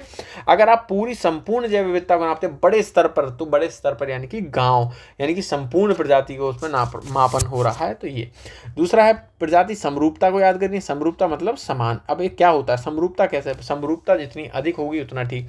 जैसे आप कहीं गए, आपने देखा कि यार यहाँ पे जैसे आम के पेड़ है, नीम है और बरगद है, तीनों लगभग बराबर संख्या में मिल रहे हैं, तो प्रजाति समरूपता सही है, अधिक है, ठीक है। लेकिन प्रजाति समरूपता कम कब होगी, अभी क्या हुआ, जैसे मान लेते हैं बरगद का पेड़ बहुत ज़्यादा शक्तिशाली, आसपास के सारे पेड़ों को जीवित नहीं रहने देता, यानी कि 80% वहाँ पे बरगद का पेड़ है, 10% आम और नीम का, तो यहाँ पर जो प्रजाति समरूपता है वो कम है। तो यानी कि समानता की बात करता है ये प्रजाति समरूपता, ऐसे याद कर सकते हैं, ठीक है। तो ये प्रजाति की दुर्बलता को इंगित करता है, बिल्कुल सही है। तो इसका सी सही आंसर होगा। आई होप आप इसको समझे होंगे। क्वेश्चन नंबर 42 देखेंगे। प्रोविजनिंग क्या है भैया, प्रोविजनिंग क्या है, आरबीआई ने अभी कहा है कि भैया बैंकों को 5% की प्रोविजनिंग करनी होगी। प्रोविजनिंग कैसे कि बैंक की जो क्षतिपूर्ति हेतु अपने लाभ का 5% रखती है, यानी कि एनपीए अगर हो गया तो एनपीए से निपटने के लिए कैसे अपनी बैलेंस शीट में सुधार के लिए अपने लाभ में से कुछ परसेंटेज रख लेती हैं, यानी कि दबावग्रस्त परिसंपत्तियों के पुनर्गठन की तकनीक। तो ये तो यहाँ पे सही सम्मिलित नहीं है। तो प्रोविजनिंग मैंने बताया, दवा जो आपकी बैंक की क्षतिपूर्ति है उसको कम पूर्ण करने के लिए प्रोविजनिंग रखी जाती है, भी आरबीआई ने कहा है। ड्रिप प्राइसिंग क्या है, अब आपको ड्रिप प्राइसिंग समझाते हैं कि उत्पाद की कीमत केवल कुछ हिस्से को विज्ञापन दिखाया जाता है। जैसे आप कभी देखे होंगे कोई वेबसाइट पे गए, वहाँ पे आपको पहले ऑफर में आ रहा है कि ये चीज़ 199 में आपको मिल रही है। जैसे कि कोई चीज़ मान लेते हैं 199 में मिल रही है, या फिर आप होटल बुकिंग कर रहे हैं 199,999 मान लेते, होटल का एग्जाम्पल मान लेते कि 1999 रुपये में आप होटल बुक करिए। लेकिन जैसे ही आप अंदर जाते हैं, लॉग इन करते हैं, चेक करते हैं और वहाँ देखते हैं कि उसमें 400 रुपये की जीएसटी जोड़ दी, सर्विस चार्ज जोड़ दिया 100 रुपये का, अलग अलग चीज़ें जोड़ के लगभग ये बनता है आपका 2499 रुपये, यानी कि आप बना दिया उसका 2499, यानी कि चीज़ें पहले दिखाई कम गई हैं और बाद में वो महंगी हो जाती हैं। अब आप वर्ड को समझिए, ड्रिप प्राइसिंग, यानी कि प्राइस पूरा ये है, इसमें से एक ड्रिप आपको दिखा दी, बाद में ड्रिप करके भर दिया, ठीक है। तो इस तरह की चीज़ें होती हैं, ड्रिप प्राइसिंग होती है। अभी ये किसने किया है, यानी कि उपभोक्ता मामलों के विभाग ने इसकी चेतावनी जारी करी है इसके खिलाफ, जिसमें कंपनियां अपने उत्पाद की सर्विस का कुछ हिस्सा कम सस्ते रेट में दिखा देती हैं, इस तरह से होता है। तो ये बिल्कुल सही है। फ्रंट रनिंग क्या है, फ्रंट रनिंग क्या है, आप मान लीजिए किसी कंपनी में कार्य करते हैं, जैसे मान लेते हैं आप रिलायंस इंडस्ट्रीज में वर्क करते हो, रिलायंस ने सोचा कि हम टाटा का शेयर खरीदने वाले हैं 500 करोड़ का, तो आपको ये चीज़ें पता है, आप पहले ही जाके टाटा का शेयर खरीद लोगे और रिलायंस जैसे ही बड़े लेवल पे शेयर खरीदेगी तो टाटा का शेयर बढ़ेगा, और शेयर बढ़ते ही आप अपना शेयर बेच दोगे, प्रॉफिट हुआ, आप कमा लिया अपना प्रॉफिट। तो इसे सेबी ने अभी गलत बताया है। तो ओवर प्राइस आईपीओ से संबंधित ये नहीं है, ध्यान रखिएगा, ये मैच नहीं हो रहा है, ठीक है। तो इस तरह की चीज़ें होती हैं फ्रंट रनिंग, यानी कि कंपनी की जानकारी को जो पहले ही फ़ायदा उठा लेना। तो इसमें एक सही होने वाला है। क्वेश्चन नंबर 43 देखेंगे, भारत में तंबाकू की खेती के संदर्भ में क्या है। देखिए भाई, तंबाकू कब होता है, इसके लिए तंबाकू के लिए जो अनुकूल दशाएं हैं 20 डिग्री से लेकर 27 डिग्री सेल्सियस तक का तापमान होता है, याद रखिएगा। बुआई के लिए इसके लिए वर्षा और या सिंचाई शीत जमीन में 500 मिलीमीटर के पानी की आवश्यकता होती है। अभी ये कौन सा मिट्टी में होता है, ये होता है बलुई मिट्टी में ये होता है, बलुई या दोमट जो मिट्टी है। हाँ, अब इसका एक अपवाद भी है भाई, कहीं अगर क्वेश्चन मिल जाए ये केवल बलुई मिट्टी में होता है तो गलत है, काली मिट्टी में भी होता है। कहाँ पर, ये आंध्र प्रदेश में काली मिट्टी में पैदा किया जाता है तंबाकू। भारत में लगभग 4 किस्में इसकी उगाई जाती हैं, जिसमें नाम होगा क्या, जैसे किस्मों का ये आयतित किस्में दे रखा है ना, ये गलत होगा यहाँ पे। इसमें फ्लू क्योर्ड वर्जीनिया, चेरुट के साथ में आप एक सिगार, और तंबाकू की आयत इसमें जैसे बीड़ी की तंबाकू होता है उसे गुजरात, कर्नाटक, आंध्र प्रदेश। ध्यान रखिएगा, बीड़ी तंबाकू जो है वो आपका गुजरात, कर्नाटक, आंध्र प्रदेश। और एक होता है पिक्का आपका कहाँ पे, ओडिशा में, ओडिशा के अंदर में। और जो चेरुट और सिगार है ये कहाँ पे, तमिलनाडु और पश्चिम बंगाल के अंदर उगाया जाता है। फ्लूइड आंध्र प्रदेश और कर्नाटका में उगाया जाता है। भारत में उगाई जाने वाली ये किस्में हैं। और ये क्या है कि कुल जो कृषि का निर्यात है उसमें कितना योगदान देता है, 4% का तंबाकू योगदान देता है। अब आप देखेंगे कि भारत सबसे बड़ा उत्पादक देश है, नहीं भाई, भारत सेकंड लार्जेस्ट है, नहीं कि सेकंड लार्जेस्ट है, ना कि फर्स्ट लार्जेस्ट है। तो ध्यान रखिए कि यहाँ 1000 मिलीमीटर की बात कर रहा है, इसको 500 की जरूरत होती है, तो ये गलत हो गया, ये भी गलत हो गया। आयतित किसमें है, ये भी गलत हुआ। तो 3 यानी कि सभी तीनों इसके गलत आंसर होगा, सी इसका सही आंसर होगा। नेक्स्ट क्वेश्चन हम देखेंगे, क्वेश्चन नंबर 44, फ्लाई एश क्या। अब आप समझेंगे फ्लाई एश क्या है। देखिए, एस मतलब राख, कोयला जला दीजिए, जो बची राख वही होता है फ्लाई एश को, ठीक है। अब आप ये क्या है, जैसे ताप विद्युत संयंत्र में बॉयलर में चूर्णित कोयले को दहन करके फ्लू गैसों के साथ फ्लाई एश की भी निकलता है, बिल्कुल सही बात है। कंक्रीट के उत्पादन में प्रयुक्त पोर्टलैंड को सीमेंट को प्रतिस्थापित कर सकता है, बिल्कुल। इसमें इतनी विशेषताएं हैं कि ये पोर्टलैंड जो सीमेंट है उसको प्रतिस्थापित कर रहा है, बिल्कुल सही है। फ्लाई एश से बना कंक्रीट परंपरागत कंक्रीट की तुलना में अधिक मजबूत और टिकाऊ होता है, बिल्कुल सही है, इसका सी सही होगा। तो सी सही है, फ्लाई एश के लिए आंसर होगा इसका सी। नेक्स्ट क्वेश्चन देखेंगे, question number 45, environment impact assessment यानी कि पर्यावरणीय प्रभाव आकलन की प्रक्रिया के निम्नलिखित कथनों पर विचार कीजिए। देखिए, पर्यावरणीय प्रभाव आकलन कैसे किया जाता है, मैं पहले आपको बताता हूँ, मैं थोड़ा शॉर्ट में लिख देता हूँ। देखिए, पहले की जाएगी स्क्रीनिंग, ठीक है, स्क्रीनिंग की जाएगी कि भाई कोई, अब और एग्जांपल इजी करते हैं। मान लीजिए आपको कोई फैक्ट्री लगानी है, ठीक है, आप एक फैक्ट्री लगाने वाले हैं।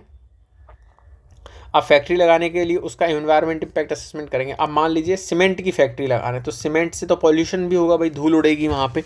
तो पहले क्या किया जाएगा, पहले की जाएगी स्क्रीनिंग। अब स्क्रीनिंग में देखा जाएगा कि ठीक है भाई, इसका एनवायरमेंट इम्पैक्ट असेसमेंट करना चाहिए या नहीं करना चाहिए, ज़रूरत है या नहीं है। तो बिल्कुल सही बात है, अगर ये हाँ होता है, उसके बाद में सेकंड नंबर पे की जाती है स्कोपिंग, ठीक है। यहाँ पे स्कोपिंग यानी कि इसमें क्या इम्पैक्ट पड़ने वाला है, और फिर यहाँ पे भी पब्लिक यानी कि जन सुनवाई की जाती है, पब्लिक हियरिंग्स की जाती है, जन सुनवाई यहाँ पे की जाएगी भाई, वहाँ पे जो लोग रह रहे होंगे। उसके बाद अगर यहाँ से भी आगे बात बढ़ती है तो इसका प्रभाव का विश्लेषण किया जाता है, क्या प्रभाव पड़ने वाला, कैसा, अगर सकारात्मक और नकारात्मक क्या प्रभाव पड़े। अगर नकारात्मक कुछ प्रभाव पड़े तो कुछ सुझाव दिए जाएंगे कि इस नकारात्मकता को कम किया जाए। 4th नंबर पे होता है कि अब निर्णय लिया जाएगा, ठीक है, कई बार एक क्रम पूछ सकता है, ध्यान रखिएगा। निर्णय लिया जाएगा, निर्णय में अगर यस होता है तो मंजूरी मिल जाती है, अगर गलत होता है तो नहीं, यानी कि निरंतर निर्माण होगा। अगर यस मिल जाए तो फिर निर्णय में भी फैसला है, तो नहीं तो वहाँ फैक्ट्री नहीं लगा सकते। अब आप समझिएगा, पहले पे होता है स्क्रीनिंग, दूसरे पे स्कोपिंग, थर्ड पे प्रभाव विश्लेषण, 4th पे आपका होता है निर्णय। अब आप क्वेश्चन को अटेम्प्ट करने की कोशिश करते हैं। तो EIA संधारणीय विकास के लिए प्राकृतिक संसाधनों के इष्टतम उपयोग को सुनिश्चित करने हेतु एक प्रबंधकीय तकनीक है, बिल्कुल सही है। पर्यावरण संरक्षण अधिनियम 1986 के तहत सभी विकासात्मक गतिविधियों के लिए EIA अनिवार्य है। देखिए यहाँ ठीक है, बाकी सब ठीक है। आप समझिए कि सभी विकासात्मक गतिविधियों के लिए, मान लीजिए आप कुछ नॉर्मली किसी भी चीज़ की फैक्ट्री लगा रहे हो, तो उसके लिए ना हो ज़रूरत मान लीजिए आप कुछ ग्रीन एनवायरनमेंट की ही चीज़ें बनाने के लिए लगा रहे हो, तो वहाँ पे तो एनवायरनमेंट इम्पैक्ट असेसमेंट की नीड नहीं है, तो सभी विकासात्मक गतिविधियों के लिए तो गलत हो जाएगा, ए इसका सही आंसर होने वाला है। नेक्स्ट क्वेश्चन देखेंगे, क्वेश्चन नंबर 46, प्रकाश रासायनिक धूम कोहरा प्रदूषकों को मिश्रण है जो तब निर्मित होता है जब नाइट्रोजन ऑक्साइड और वाष्पशील यौगिक कार्बनिक सूर्य के प्रकाश में अभिक्रिया करते हैं। बिल्कुल सही स्टेटमेंट है। दूसरा है सामान्य धूम कोहरा उष्ण जलवायु में बनता है जब कोयले के दहन से निर्मित उत्पाद अत्यधिक क्षारक सल्फ्यूरिक अम्ल की बूंदों के साथ में मिल जाते हैं। देखिए अब मैं आपको बताता हूँ सामान्य धूम कोहरा इसको और क्या कहा जाता है, इसे कहा जाता है भैया लंदन तुल्य। ठीक है, अब लंदन तुल्य धूम कोहरा इसको कहा जाता है। प्रकाश रासायनिक जो धूम कोहरा है इसको कहा क्या जाता है भैया, लॉस एंजलिस। ठीक है, लॉस एंजलिस तुल्य कहा जाता है। अब लॉस एंजलिस या प्रकाश रासायनिक धूम कोहरा कैसे बनेगा, देखिए इसके लिए कैसी कैसी दशाएं होनी चाहिए, उष्ण, शुष्क और ग्रीष्म। क्योंकि इस समय यहाँ पर उष्ण, शुष्क और ग्रीष्म क्यों, क्योंकि यहाँ पर जो है सूर्य का जो प्रकाश है वो अधिक होता है, इसके लिए ये बनता है। इसका नाम है लॉस एंजलिस, ध्यान रखिएगा, प्रकाश रासायनिक धूम कोहरा लॉस एंजलिस मृदु से नाइट्रोजन ऑक्साइड और वाष्पशील VOCs के सूर्य प्रकाशन से अभिक्रिया से बनता है। आजकल आप शहरों के ऊपर देखते होंगे एक धुंधले भूरे रंग की लेयर नजर आती है, तो वो वही होता है। अब क्या है कि सामान्य धूप कोहरा यानी कि लंदन तुल्य, लंदन ठंड पड़ती है भाई, उष्ण जलवायु की जरूरत नहीं होती है, ठंड में बनता है, यहाँ ध्यान रखिएगा ठंड में बनता है। कोयला दहन होता है, कोयला दहन के बाद में CO2 निकलता है, सल्फर डाइऑक्साइड निकलता है और फिर ये धूल के साथ मिल जाते हैं, तो इस तरह से बूंदों के साथ मिलकर काम करते हैं। तो इसका एक सही आंसर होने वाला है। किसने खोजा था भाई, 1911 में इसे खोजा था हेरोल्ड डेस वॉक्स ने। ठीक है, हेरोल्ड डेस वॉक्स ने खोज की थी। नेक्स्ट क्वेश्चन देखेंगे, क्वेश्चन नंबर 47, ओजोन परत के क्षरण को क्षति पहुंचाने वाले पदार्थों में उत्सर्जन को नियंत्रित करने के लिए निम्नलिखित में से किस एक अंतर्राष्ट्रीय संधि पर हस्ताक्षर किए गए हैं। आपको पता होगा मॉन्ट्रियल प्रोटोकॉल ओजोन क्षरण से संबंधित है। क्योटो प्रोटोकॉल क्या है, ग्रीन हाउस गैसों के उत्सर्जन से संबंधित है, जो कि CO2 जो कि मानव निर्मित CO2 है उसको कम करने से संबंधित है। ध्यान रखिएगा क्योटो प्रोटोकॉल CO2 मानव निर्मित। पेरिस समझौता है भाई टेम्परेचर 2 डिग्री सेल्सियस से अधिक नहीं बढ़ने देना है, इससे संबंधित है। मॉन्ट्रियल प्रोटोकॉल मैंने बता दिया ओजोन क्षरण के संबंधित है। देखिए ये कैसे क्लोरोफ्लोरोकार्बन जो है O3 को क्षरण करती है, उससे संबंधित है। इसे कब अपनाया गया, 1987 में कनाडा में अपनाया गया था। 1989 में ये प्रभावी रूप से काम करना शुरू होता है। बेसल कन्वेंशन आपको पता होगा, ये क्या है, सीमा पारी जो खतरनाक अपशिष्ट हैं उनसे संबंधित है। एक और है किगाली, एक और समझिएगा किगाली समझौता क्या है। ठीक है, किगाली क्या, ये 2016 में होता है। इसमें क्या होता है, हाइड्रोफ्लोरोकार्बन, हाइड्रोफ्लोरोकार्बन के लिए ध्यान रखिएगा ये O3 के लिए क्षयकारी नहीं है, ये कौन सी है, ग्रीन हाउस गैस के रूप में काम करता है। तो किगाली समझौता ये ध्यान रखिएगा, तो ग्रीन हाउस गैस से संबंधित है, O3 इसमें क्षयकारी नहीं है HFC, तो इसका आंसर होता है C। नेक्स्ट क्वेश्चन देखेंगे, क्वेश्चन नंबर 48, अवैध व्यापार वन्य जीव व्यापार के संदर्भ में। देखिए अब अवैध व्यापार करेंगे भाई, अभी अवैध व्यापार की बताता हूँ। तो देखिए सबसे पहला जो अवैध व्यापार है सबसे बड़ा कौन सा है भाई, मादक पदार्थों का व्यापार जो सबसे टॉप पर है। दूसरे पे आप समझेंगे मानव की जो तस्करी की जाती है, मानव तस्करी दूसरे नंबर पे आता है।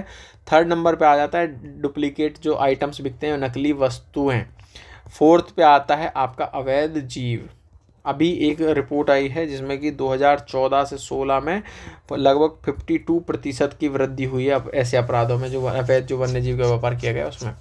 ठीक है, अब व्यापार की बात करते हैं। वन्य जीव संरक्षण अधिनियम बिल्कुल सही है, इसके तहत अवैध वन्य जीव व्यापार से निपटने के लिए भारत की पहले कौन कौन सी है, बिल्कुल सही है, भारतीय दंड संहिता भाई, दंड देंगे अगर पकड़ा जाएगा। वन्य जीव अपराध नियंत्रण ब्यूरो भी बनाया जाएगा, सही है। पशु की क्रूरता अधिनियम निवारण अधिनियम बिल्कुल सही है यहाँ पे। अभी ये क्या करता है कि लगभग अवैध वन्य जीव व्यापार वर्ल्ड वाइड फंड जो है, वर्ल्ड वाइड फंड ने कहा है कि भाई ये 4th नंबर पे है, और बाकी ये कह रहा है कि लगभग 20 बिलियन डॉलर का जो व्यापार हो रहा है भाई इनका। ठीक है, तो इसका आंसर होगा डी।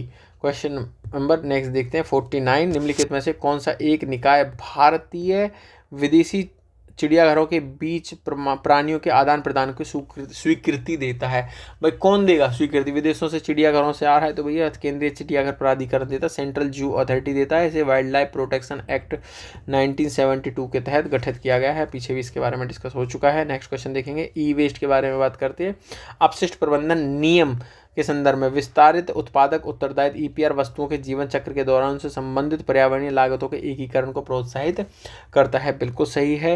अब आप देखिए कि जो एनवायरनमेंट मिनिस्ट्री है, एनवायरनमेंट एंड फॉरेस्ट मिनिस्ट्री जो है उनका गठन जो है ये करता है किसका, उत्पादक उत्तरदायित्व PROs का। अब आप मोबाइल में कभी बैटरी बदलवाने सर्विस सेंटर गए होंगे तो वो आपको मोबाइल बैटरी नहीं देते हैं, अपने पास रख लेते हैं, क्योंकि उनका विस्तारित उत्पादक उत्तरदायित्व है, भाई हम ही इसको डिस्पोज करेंगे। जैसे कि अब इसे कैसे, प्लास्टिक जो अपशिष्ट प्रबंधन नियम 2016 है और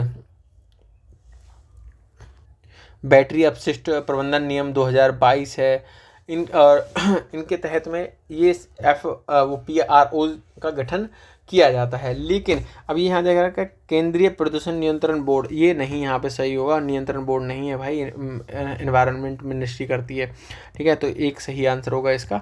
आई होप आप लोग को वीडियो पसंद आई होगी। वीडियो का डिस्क्रिप्शन चेक कर लेना, वहाँ पे टेलीग्राम आपको मिल जाएगा @UPSC विद हरीश, आप सब्सक्राइब कर लेना। कोई पर्सनल क्वेरी होती है तो harish_69696 पर आप मैसेज कर सकते हो। वीडियो पसंद आई हो तो प्लीज़ अपने दोस्तों के साथ लाइक करें, शेयर करें, सब्सक्राइब करवाएं। Thank you.